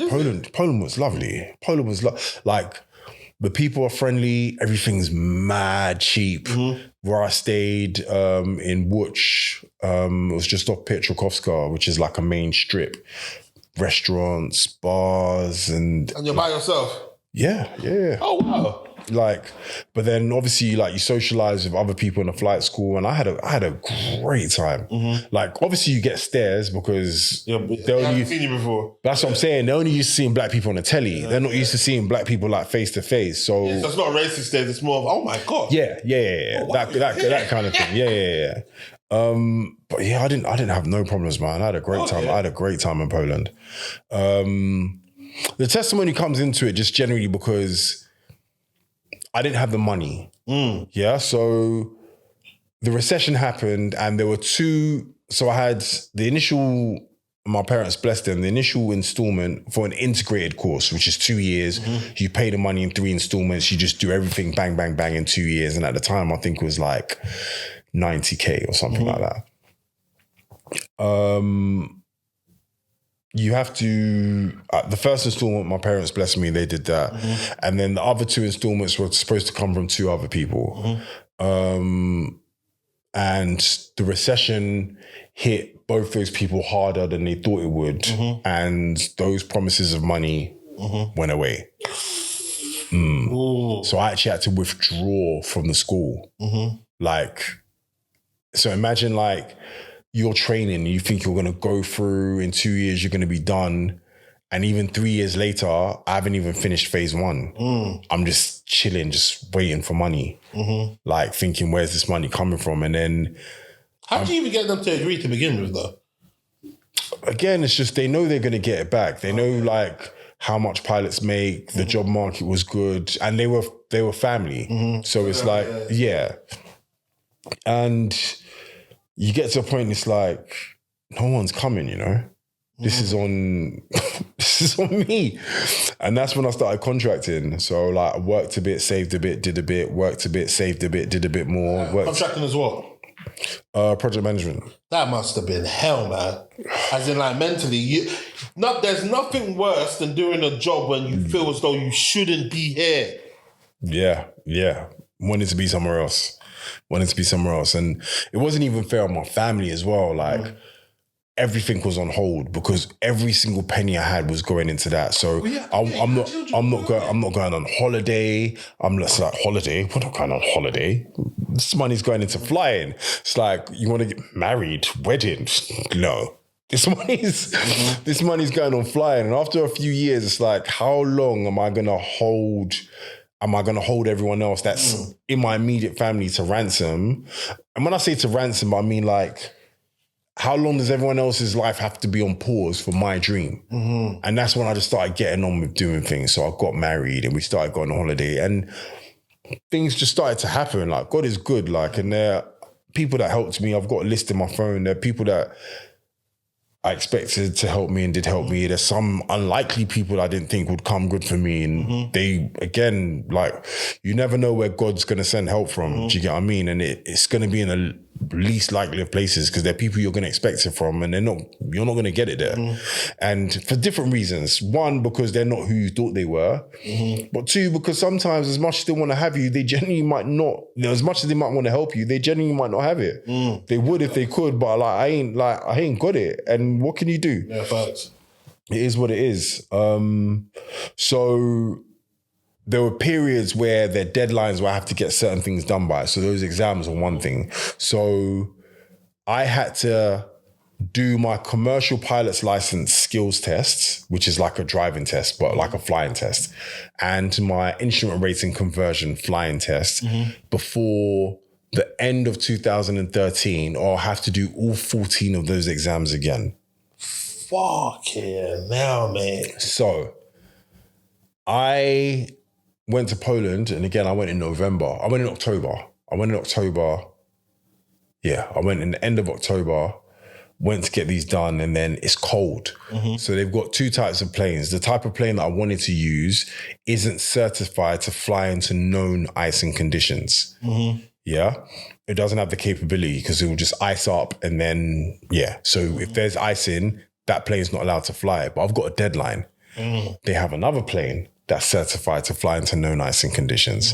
The one that I wanted to use that's not certified to fly into known icing conditions is 260 euros an hour. The one that is certified to fly into known icing conditions is 500 euros an hour. Fuck it out, man. Bro, I maxed out everything I had, every credit card, every bit of saving, everything just to upgrade to that plane to get it done. And I finally got it done like at the beginning of December. And I was so happy. But when I say I maxed out everything, I mean, bruv, Christmas coming, bruv, no one's getting no presents. The kids, no one's getting nothing from it. I have no money. Like, you know, there's like being broke and there's being destitute. I'm destitute. So I didn't have enough money to put in the application for my license. Obviously, I'm working again now. I get back on my feet. Beginning of February, I put in the application because now I've got enough money to put in the application to... Bruv, they wrote back to me in April to say, oh yeah, even though you got it done before the time, because you didn't put in the application, you have to do those 14 exams again. I'm like, yo, what the hell? So I've gone to them to try and talk to them. I've gone to the CAA office, the UK CAA office. I'm like, oh, well, you can put in an appeal if you want to. So I put in an appeal. How much is that? No, the appeal's free. The appeal's free. I put in the appeal. They got back to me at the end of August, beginning of September, and they said to me, your appeal's unsuccessful, but not only is your appeal unsuccessful, you have until the end of December, bearing in mind we're in September now, to do those 14 exams again, because if you don't, those two flight tests you did, you're going to have to do those again because they're only valid for a year. Oh my God. So I had to do all 14 exams again. Bear in mind, like, the last time I did them was 3 years prior. Like, I'm not in that frame of mind. Like, yeah, I've got the knowledge, but having the knowledge, like, to fly and having the knowledge to pass an exam is two different types of knowledge. Mental. So what, 14 exams within less than 10 months, basically? Bruv, in 3 months. Wait, so what month is this now? Bruv, we're in September. And they do one round of exams a year. I mean, a month, sorry. So every month, they have sittings. They only have sittings once a month. So I've got 3 sittings to get 14 exams done. Bro, like, what was your technique? Did you do all of them, all 14, every month? No, so I did 4. But you can't really pick and choose. I did 4, you can. I did 4, 5, and... That's pressure though, for the December ones, boy. 4, 5, and 5. Oh my God, and you passed Yeah, my average went down to 88%. Oh, wow. But when I apply, I give them my other one because I did that. I did that. I did that. Yeah, facts. No, it's facts. I did that. Yeah. It's not the prevailing results, but they're my results. Yeah, facts. I did that. It doesn't matter anymore. Now I'm at the level of experience where no one even asks for my ATPO exams anymore because I've got, it doesn't matter anymore. But early on, I'm giving them that because I did that. Bro, talk about resilience, man. No, but this is what makes it hard because, and this is without a question, this was the hardest period in my life, bar none. We just completed on a house at the beginning of September. It needed work. Yeah. So we moved, and because it went to probate, we had to let go of the other one or that deal was going to fall through. Yeah. So the other sale's already gone through. So now we have nowhere to live because we had to move out. So I moved the missus and the kids into her mum's because it's closer to the kids' schools. I've moved into my parents because they've got the space because their mum's only got 2 bedrooms. Yeah. So the missus and the kids were in 1 bedroom. My mum was in 1. I couldn't stay there as well. It's just too many of us. So I moved with my parents because I'm an only child. They've got a 3-bedroom house. It's just them. It was easier for me to go there. My days consisted of waking up, and this is for about 8 weeks, waking up at 4:00 in the morning, studying till about 7:30, getting ready, going to work, finishing work, going to the house to go and check on the builders because I have to project manage that build, see what they need, see what they're doing, give them instructions or whatever, and then leaving there about 7, going to see the missus and the kids at her mum's, staying with them from about 7:30, 8 o'clock till about 10, going home, sleeping, waking up at 4:00 in the morning, studying again, repeat for about 8 weeks. That was the hardest period of my life. I'm not getting enough sleep, and everyone needs a bit of me. I need to make sure I get the studying done because I need to do these exams. I need to spend time with my family and my kids. This build needs to get done, and we're not moving into this house. It was crazy. Was there, because obviously failing one exam, it wasn't even an option. Yeah, because then you have to resit it. And then you have to resit it within that period. So let's say when I did the first 5, I failed one of them. I have to do it. I have to add it on to the other 2 sittings. And that last sitting, everything in that last sitting has to be passed. Because if it doesn't... That's what I'm saying. There's no wriggle room for to be fair, I put the easiest ones at the end. Okay. I put the easiest ones at the end. That makes sense. The hardest ones got done first, just to knock them out. What? Yeah. Okay, so when you passed now, what was the feeling for that then? Oh, relief, man. Relief. And I actually was on, I don't want to say coast, but I'm looking for jobs, applying for jobs, but for the next year, I didn't do nothing, you know? I was just happy I was putting a few applications here and there, but it's just I just want to just be. I literally just want to just be. Spend more time with your family as well. Yeah, and all that, go on holiday or whatever, because now there's not that demand on my money, but then... Did you feel richer for that period after? No, because then I'm thinking to myself, how the hell am I... Because I wasn't flush with cash after that. So in my mind, I'm thinking, how did I come up with this money when now it's not even like I've got mad money to spare? It's but again, it's only God. Because even when I think back to how I came up with that, bruv, I still don't know how I raised that money. Because I had to raise about 50 grand. That's mental. But I don't know how I raised that money, but I did. Mental, man. In the space of 4 years? 50 grand in 4 years, and it's not like you've got a family, and it's not even like you can work the whole time because you still have to take time out to go and do the stuff. Mental, man. Yeah, crazy. So, and then when I actually started applying hard and the jobs weren't coming, it was what was that for? What's good? And then when I got my first job, and this is another place where the testimony came in, is I was looking for jobs for ages and I couldn't find any. I lived in the Croydon area. The closest airport to me is Biggin Hill. It's a private It's not a private airfield, but a lot of private jets operate out of there, corporate flying operate out of there.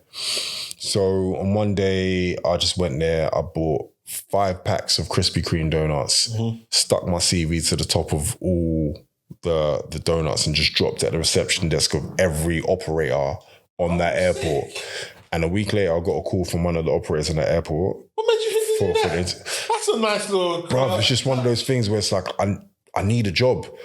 And the conventional ways of going about getting this job weren't working. And at the time, it was a low point for pilots. The demand for pilots wasn't high. So I need to think of a way to get myself... Yeah. And because they're smaller, it's not like a Ryanair or EasyJet where it's a big corporation and they've got like whole departments that deal with recruitment or whatever. It's like they've got a CEO, a receptionist, a chief pilot, they've got some pilots, they've got like 5 planes or whatever, but it's a small, everything is contained within that one building for the most part.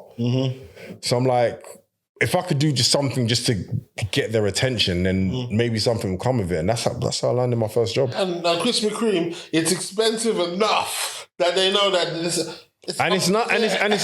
It's not everyone likes a Krispy Kreme. Yeah, but when's Kate coming back? And the packaging's all right, and then you stick your CV on top of it, and it's like, cool. I'll have a look at this. I'll have a look at this, and yeah, I went. They called me next week. They called me and it's like, we saw your CV. We really liked what you did. Why don't you come in for an interview? They give you the whole thing. It's going to be 45 minutes. It's going to be this, and that.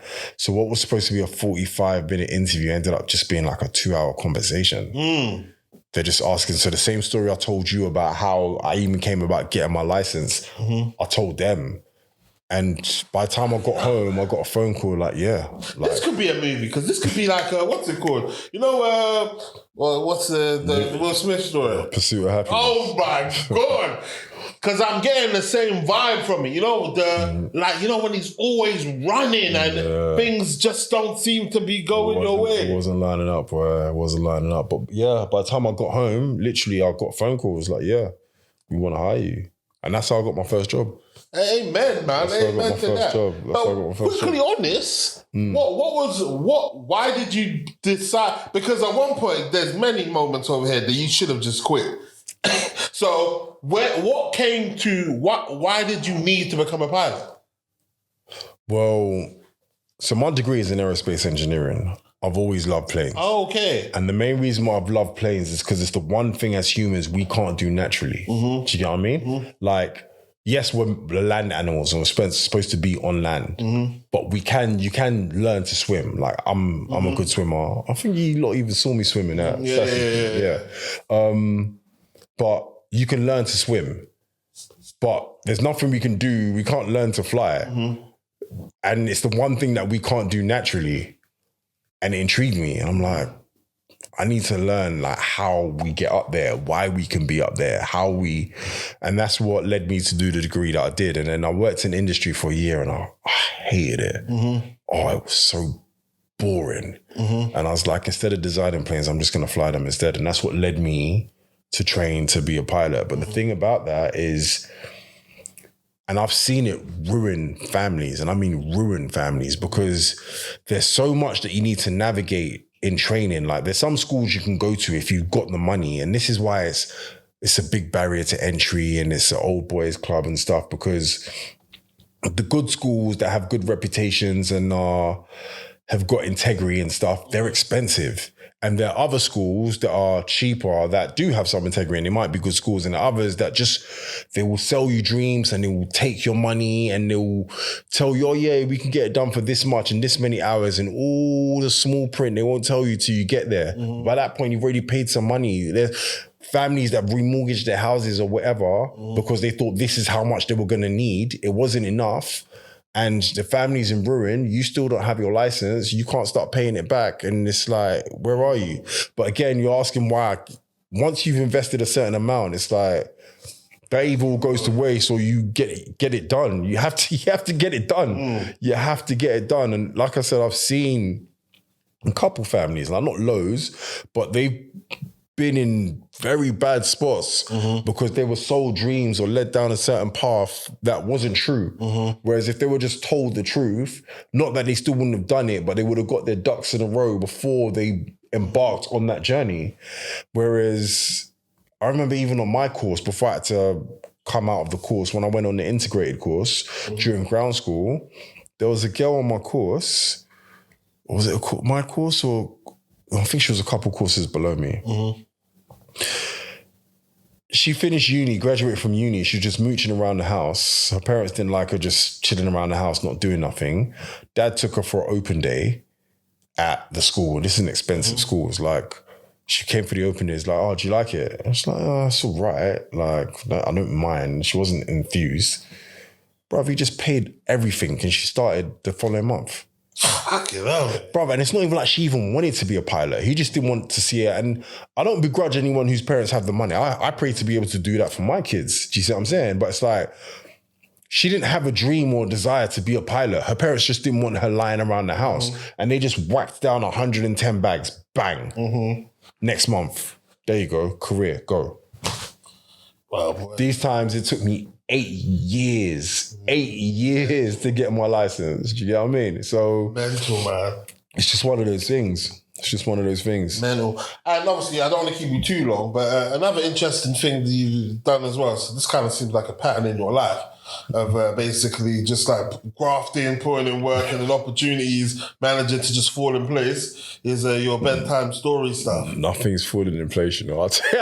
It's falling in place. You got your license now, I'll tell you that for free. It didn't fall in. I had to work for that. But bedtime stories, again, just... over the course of like my life and my friend's life, like uni, I've seen stuff. Like uni is, and I'll say it all the time, like uni is one of the best days of my life. I loved uni, like so many experience, so many moments, so many friendships, so many relationships that were built, so many things I was taught. Even Unified came off the back of like being at uni. But I've seen so much stuff. Like between me and my friends, we've lived so much life and things that like just seem so unbelievable. It's like, really, that happens. And yeah, from doing a radio show, I used to do this thing called, bedtime stories, but... Oh, back in uni? Yeah, but it was different. There was no voice actors or nothing like that. I literally just used to use songs because I love R&B. Like R&B, that's like my genre. I love like loads of genres. When it comes to music, my music taste is very diverse. Like to me, good music is good music. But R&B is like, that's, yeah.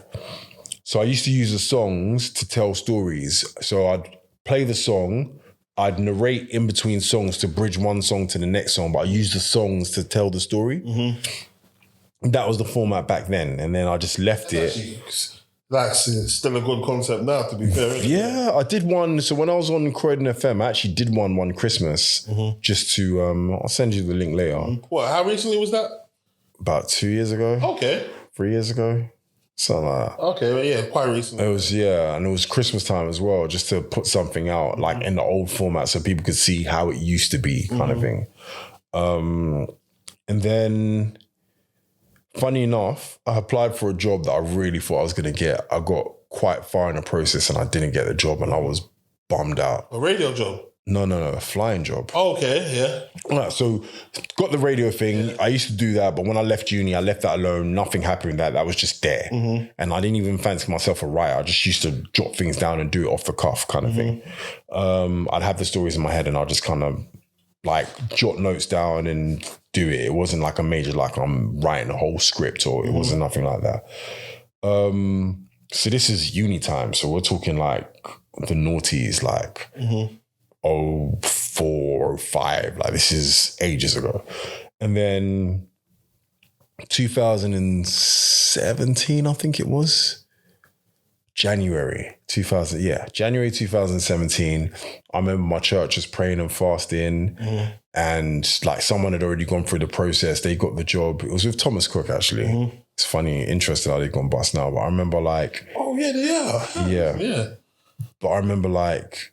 he told me what the process would be. So I knew everything to expect. And in my mind, I'm like, yeah, this is God. This must be God. Like, these scent helpers and I'm, favor and all the rest of it. And I'm smacking it in all these different, because there's several different like phases of the interview process. Like there's the group exercise, there's a technical, Even in So there's a group exercise, there's a technical interview, then there's just a regular interview where they get to know about you and all these different things. There's a skills test, a fly test, and all the rest of it. And then I got the thing and it's like, no, you didn't get it. And I was bummed out. When I tell you I was bummed, because I was certain that not only was I going to get it, this was from God. This was God blessing me. It's like I've got this interview in a time that we're actually fasting. I'm fasting right now. Like I'm doing this interview hungry. Them ones. And then, I didn't get it. I was bummed, so bummed out. And in my mind, it's like, how do I get out of this funk? I was in this funk for ages and I just needed to do something for me. And then I was like, do you know what? I've always wanted to revisit this. So I'm just going to do it. So I wrote my first bedtime story. It was Sweet 16. Shout out to Emmanuel, Touchmark Studios. He's, he had a studio in Camberwell. It was around the corner from me. I got some people that were willing to be involved. And we did it. That's how we did the first one. Oh, okay. Sweet 16. People liked it. I think I got about 2,000 listens, something like that. Wow. How are you marketing it? Just Insta? Just Insta and Facebook. Yeah, because I know and Twitter, and that's it. Yeah, I remember one of my good friends, Shoshana, she used to be just a proper fan. No, I appreciate her. I appreciate all the listeners. Yeah. So she's like, she really, really, really, really likes it as well. Like, and people like it for different reasons. Like some people like the music part of it. Some people just like, because it's different. It's like theatre of the mind type stuff. And the problem, I'm not going to call it a problem, but trying to get people to listen to something that they don't really understand. It's like podcasts when they first came out. It's like, oh yeah, listen to this podcast. Like, what the hell is a podcast? For like fucking 4 hours. And it's like, why would I do that? Yeah. And it's why I try to encourage a lot of people or more people to come into the space, because the more people that are in the space, the more people, the audience get used to this format and they look for more stuff to listen to. Where did you get inspiration from? Or you were just your own inspiration? Yeah. But come to find out, there's other stuff like this. So like Radio 6, BBC Radio 6. Yeah, I saw something. There's something called the Archers or whatever. It's a different genre, but it's like a similar... and kind of. But again, I didn't get it from that. I just did it. Like, if I'm being honest, I actually heard something similar in Nigeria on friggin', shout out to everyone that remembers this one. Now I'm really giving my age away. It's called Ray Power. Ray Power, I think it was 100 FM in Lagos or whatever. I think they used to do a story time sort of thing like that. So if I got the concept from anywhere, I got it from there. But yeah, I did that. And then I just really enjoyed the process. It was so fulfilling for me. And then seeing that people liked it and enjoyed it. And because every single story I have is based off a true story. And because of that, it's relatable. Like a lot of people can relate to like different parts of the story, even if it's not all of it. And I never want to tell just one person's story because I don't want anyone to listen to be like, he's talking about me. Like I always take at least 2, sometimes 3 stories and kind of make them into one. So it's like, I relate to this, this happened to me, but not the whole thing. Do you get what I mean? And that's when I started doing episodes because you ask someone to listen, it's like, really, an hour and some change? I'm not sitting down listening to that. Whereas if it's a 20-minute episode, it's like, all right, I can listen to that on the way to work. And what I found is once I actually got people to start listening to it, like, and I'm not even saying this to gas myself up, out of maybe like 100 people, 200 people I've asked to listen, maybe 1 or 2 didn't like it. Everybody else has loved it. It's like, no, this is really good. Like, I really enjoy this. And yeah, just started. Early episodes, how many? Because obviously, because of the concept, it requires voices, isn't it? Yeah. So, how many of them have you not been involved in yourself? You use your own voice? None. I'm involved in every single one. You're involved in every single one? Every single one. Oh, okay. Every single one. On purpose. So why on purpose? Well, for one, I narrate everything anyway. So just off rip, I'm going to be involved. But for 2, cheaper, I guess, as well, isn't it? Yeah, it's just less people have to find. Yeah. Sometimes I do more than easier. Sometimes I do more than one. Oh, is it? Yeah. Like on some Eddie Murphy type. have you been a girl? Nah. You say that, maybe you're giving me ideas. It's not the same as putting a dress on, but we'll see. But I've done multiple voices on a couple of the stories. But again, the stories, like, I love doing them and I love telling the stories and I love using the music and finding songs that say what I'm trying to, because again, it just shows how deep my R&B bag is, that I can find a song. I know the meaning of this song and I know it relates to because I always, and I don't know why, but I've always been, I listen to words. So when it comes to songs, like some people just like the melody, some people like the cadence, some people like the lyrics, beat. man. Yeah. Words mean stuff to me. So I like words and I listen to words. So it's because of that, it's easy for me to think of songs that go with certain situations. Well, so what was your end game with this? Like, did you envision? Because obviously, I attended one of your premieres for Love Lockdown. Love Lockdown, yeah. So did you envision that at any point? It wasn't until probably like my third story that I was like, you know what? These are pretty good. I'd love for this to go on screen. And one of the main reasons why I do audio is because screen's not cheap. Yeah. Screen's expensive. Do you get what I mean? So time consuming as well. More time consuming anyway. It's not even, I don't even mind spending the time. Like the process is fun, but it's just the finances. And even audio plays, they're not cheap either. Do you get what I mean? Like it set me back a bag every time I do one. Do you get what I mean? Like, but you pay your voice actors. Not so. Again, if it's me just doing it, I don't.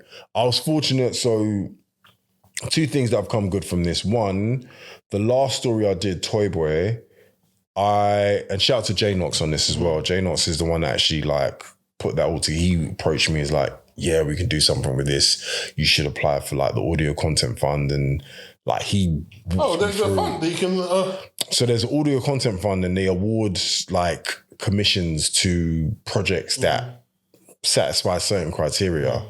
And he saw the criteria and like he walks me through the whole process. And again, we won that fund and we got the commission. Jeez. So Toy Boy got paid for by the audio content fund. And with that one, I did pay everyone. There's nothing I'd love more than to pay. I'd love to pay everyone for everything they do. Absolutely.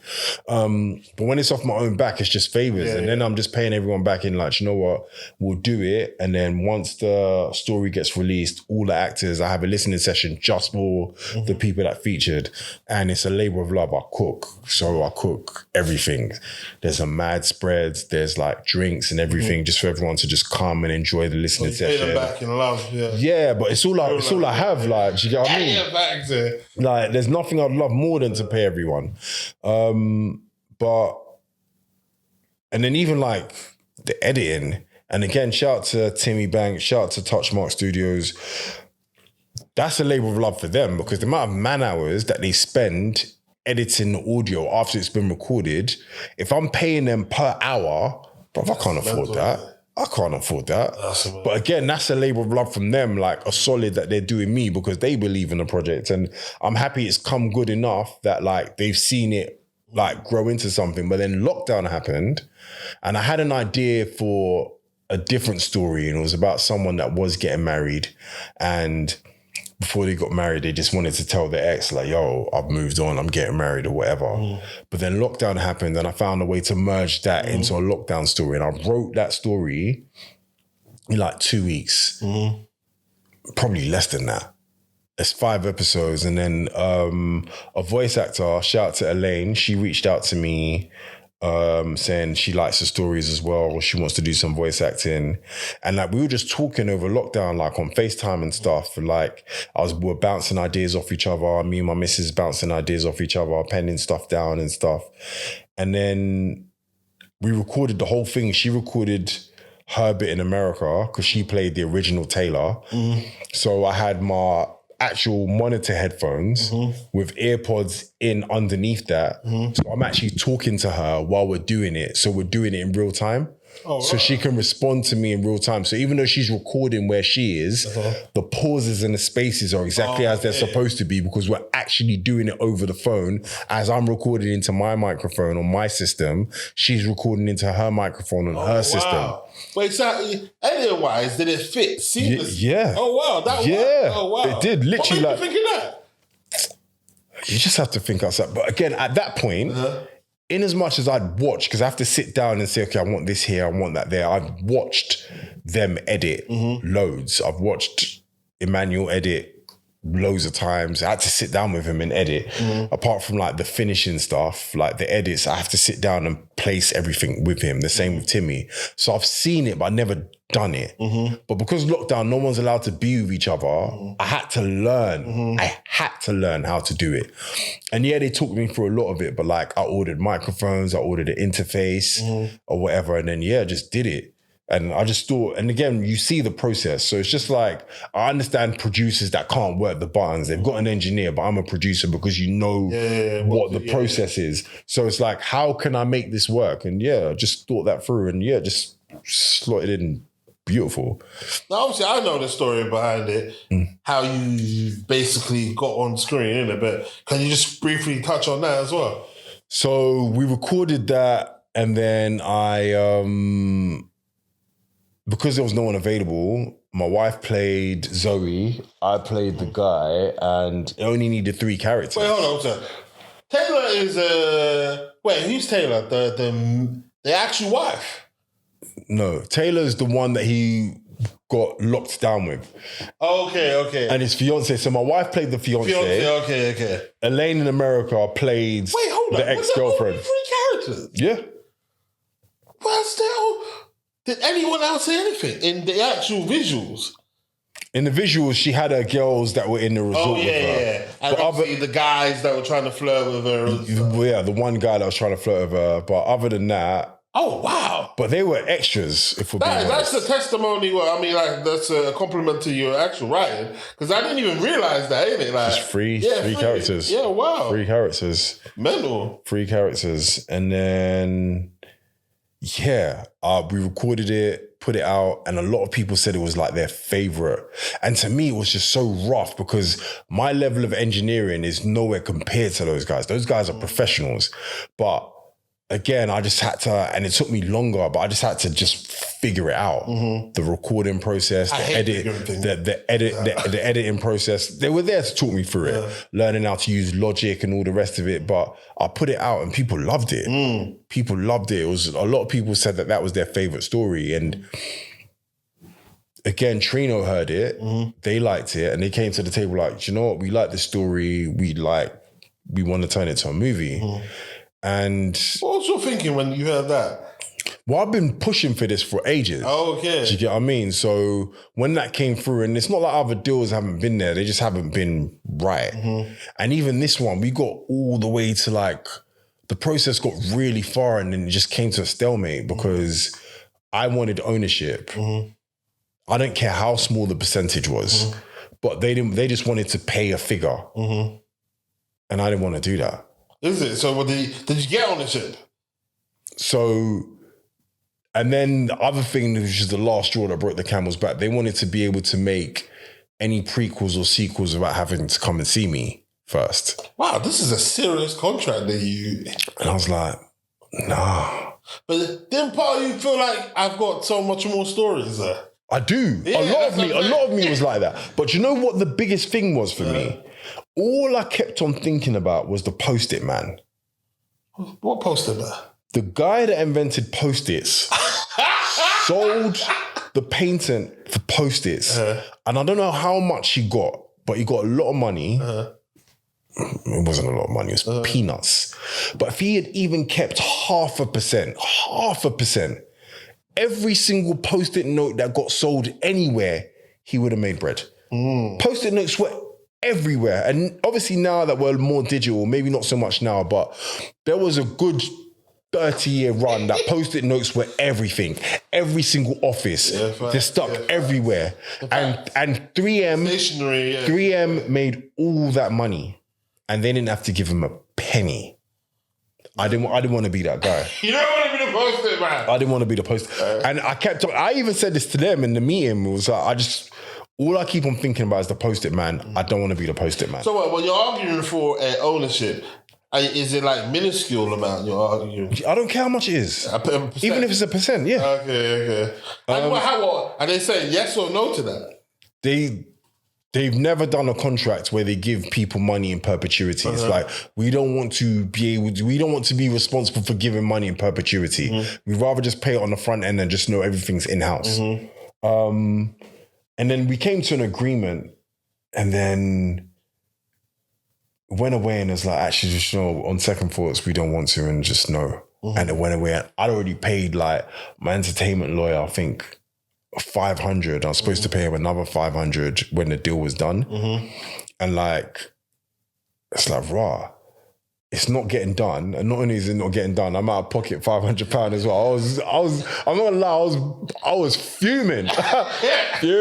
fuming. I'm like, what? So you could have just left. Why did you even come here? You literally just came here to talk my ears off to death and then just take £500 out of my pocket. Like, for what? And it's not even getting done. Anyway, it went away, and then we had another meeting. One of the executives came to London for something. We met up for dinner, had a chat, and then, the deal came back. We managed to get around that. So how we got around that is I didn't get any percentage, but theirs is an African, what is the word in? Basically an African version of the story. And I'm free to remake any other version that I want after 3 years. So I can make a UK version or an American version or an Australian version. So with that, again, the whole Post-it thing, if it blew up the way it was supposed to, just like the same way they've remade Spider-Man how many friggin' times, they would remake it. If it blows up that crazy, someone will want to remake it. And the fact that I have the freedom to remake another version after 3 years, I was happy to relinquish ownership with that clause in there. So that works for me. And that's how we got around that issue. Yeah, man, I was watching that because obviously I don't really watch like a Nollywood, that much. I wouldn't even call that Nollywood. No, but let me tell you, no, it's not Nollywood. But I'm just saying the fact that it was set in Nigeria, innit? That makes it Nollywood just off the rip. But do you know what? Fair. So, but when I saw that, I was like, oh, raw, this is actually cold. Like, and then I went on Netflix and I see that in terms of the level of what was considered, Nollywood back in the day. Yeah. Some guy wearing white paint. Yeah. So bait. Everything was bait. But now, in terms of there's quality stories that they've got. Again, shout out to Trino, because the quality of the finished products, I can't lie. It was amazing, man. It surprised, because I've seen their work. Like, they've got stuff on Netflix and Prime now. You can go on Prime and see work that they've done. I'll send you a few like titles of like really, things really that they've good, done. man. So I've seen some of their stuff, but I still had an expectation, and the finished product surpassed my expectation. Surpassed it? Yeah. Wow. The quality of it is something that I was very happy to stand behind and say, wow, this is my story. And that's cold, man. And just giving you an opportunity, because obviously you've mentioned in the drips and drabs, is that the correct phrase? Drips and drabs? Yeah, cool. In terms of how instrumental your wife has been for you, because you mentioned every single part of the journey, and some of the things that you've done, like in terms of a lot of women would have given you hellfire during these periods. You know what I'm saying? Do you know what? It's that whole, and it sounds super cliche, but like, he who finds a wife finds a good man. And again, like I even said earlier, like, one of the things that I heard clearly about is who my wife should be. Clearly from God. And I didn't pick wrong, man. She's special. Did you pray for that message? She's special. Or did God just tell you? No, I prayed. Long and hard for several reasons. Because I didn't want to... For me, it's just... That's one thing. Because I only ever want to get married once. I never want to do it again. And it's one decision I can't afford to get wrong. It scared me. The decision of who I choose to make. And it's... All right, so a few things are interesting. So we've been trying to get this done for a long time. Mm-hmm. And every time we try to get this done, I've always tried to incorporate my wife. So she's got things that she wants to talk about as well. Because she does. Yeah, tell her to come shout on out to her. No, she will. But like, she's got Amma Stories and she got this special that went on Sky and stuff. Like, and it's brilliant. But I always wanted her to be here because one thing that I got, funny enough, from Nori, and Nori said he got it from LL, he says whenever he goes to stuff, he always tries to go with his wife because whenever his wife is there, he never gets in trouble. Nori said that. Yeah. And he said he learned that from LL. Like, there are loads of guys that get themselves into trouble, like whether it be fights or whether it be someone said this, whatever it is, yeah? But he's like, whenever his wife is there, he never gets in trouble. So I always try to like with this can't come out. Like, you're talking freely, like you might say something wild. And even when you send me the edit to say, all right, you know what, make sure you're happy with what's getting put out. Mate, you're going to send it to me. I don't even know if I'm going to watch it. I'm just going to give it to her. Be like, is there anything you're not happy with in there? Like, let me know when I take it out. Because she's got my best interest at heart, and she's like a brilliant support, whole help me thing. Like, she's my one. Like, she's my rider still. Like, the partnership we have is amazing. So I say all that to say that I didn't want to make a wrong decision, and she will probably stop me from saying this, and she might not even let this bit come out. And even Instagram assures, there are girls around. There's not a shortage of women in the world. There are women everywhere. And again, I say this as grounded as I possibly can. There's no way I'm going to say this without sounding big-headed, yeah? It's like, if you're a certain level of guy, like, you're not going to find it hard to find a partner. Like, there are people that are going to want to be with someone like you. But trying to find your one in that is a process in itself. Because I've seen, and even in the stories, like, there's some scandalous women out there, and there's some women that can put on fronts for a while, or you might think you're aligned and you're not aligned, and certain principles that they have, or they put on certain fronts, whatever it is. It's just, that's one decision I didn't want to make wrong, because that's going to be the mother of my kids. That's going to be my partner for life, because that's who I want it. I never want to get divorced. I only ever want to get married once. It's a decision that for me, was the biggest decision I'll ever make in my life, and I was scared of getting it wrong. I prayed on that loads, and when I heard, I really heard. And I've always been comfortable with my decision. Even because marriage is full of ups and downs, you have to make sure that your ups, your peaks surpass your troughs, and your troughs don't last that long. But even when things aren't perfect, there's never a doubt in my mind, and I'm never really worried, because I'm at peace that I know that this is my one. So regardless of how bad things get, and they're never really that bad, like, we have our moments or whatever, like, I'm never worried, like, oh, is this going to lead here? Nah, that's my one. I know it's my one. So I'm good on that. That decision's, Beautiful. Well, my guy, lovely having you on, man. I appreciate it. It's been a pleasure, man, and you dropped some gems. And also, it's actually quite... Every time I tell someone, and like, it's so proud, I'm so proud of you, to the fact where I always say I know a pilot, because there's not too many of you guys around, the black ones as well. I appreciate it. Beautiful. Well, help yourself, man. Take it. Cool. I'll take one for the road. Love for having me, man. I appreciate it, man. I hope you got some gems in there. Of course, man. Of course. I hope the editing process is not too tedious. Tell you what's changed right now.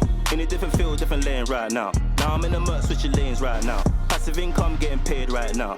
Used to roll around with sinners, bulldozers and killers. Now we focused on figures, 3-course meals for dinners, 5-star suites and villas. Now the swag hit different. Cause the bag is different. This can't come out.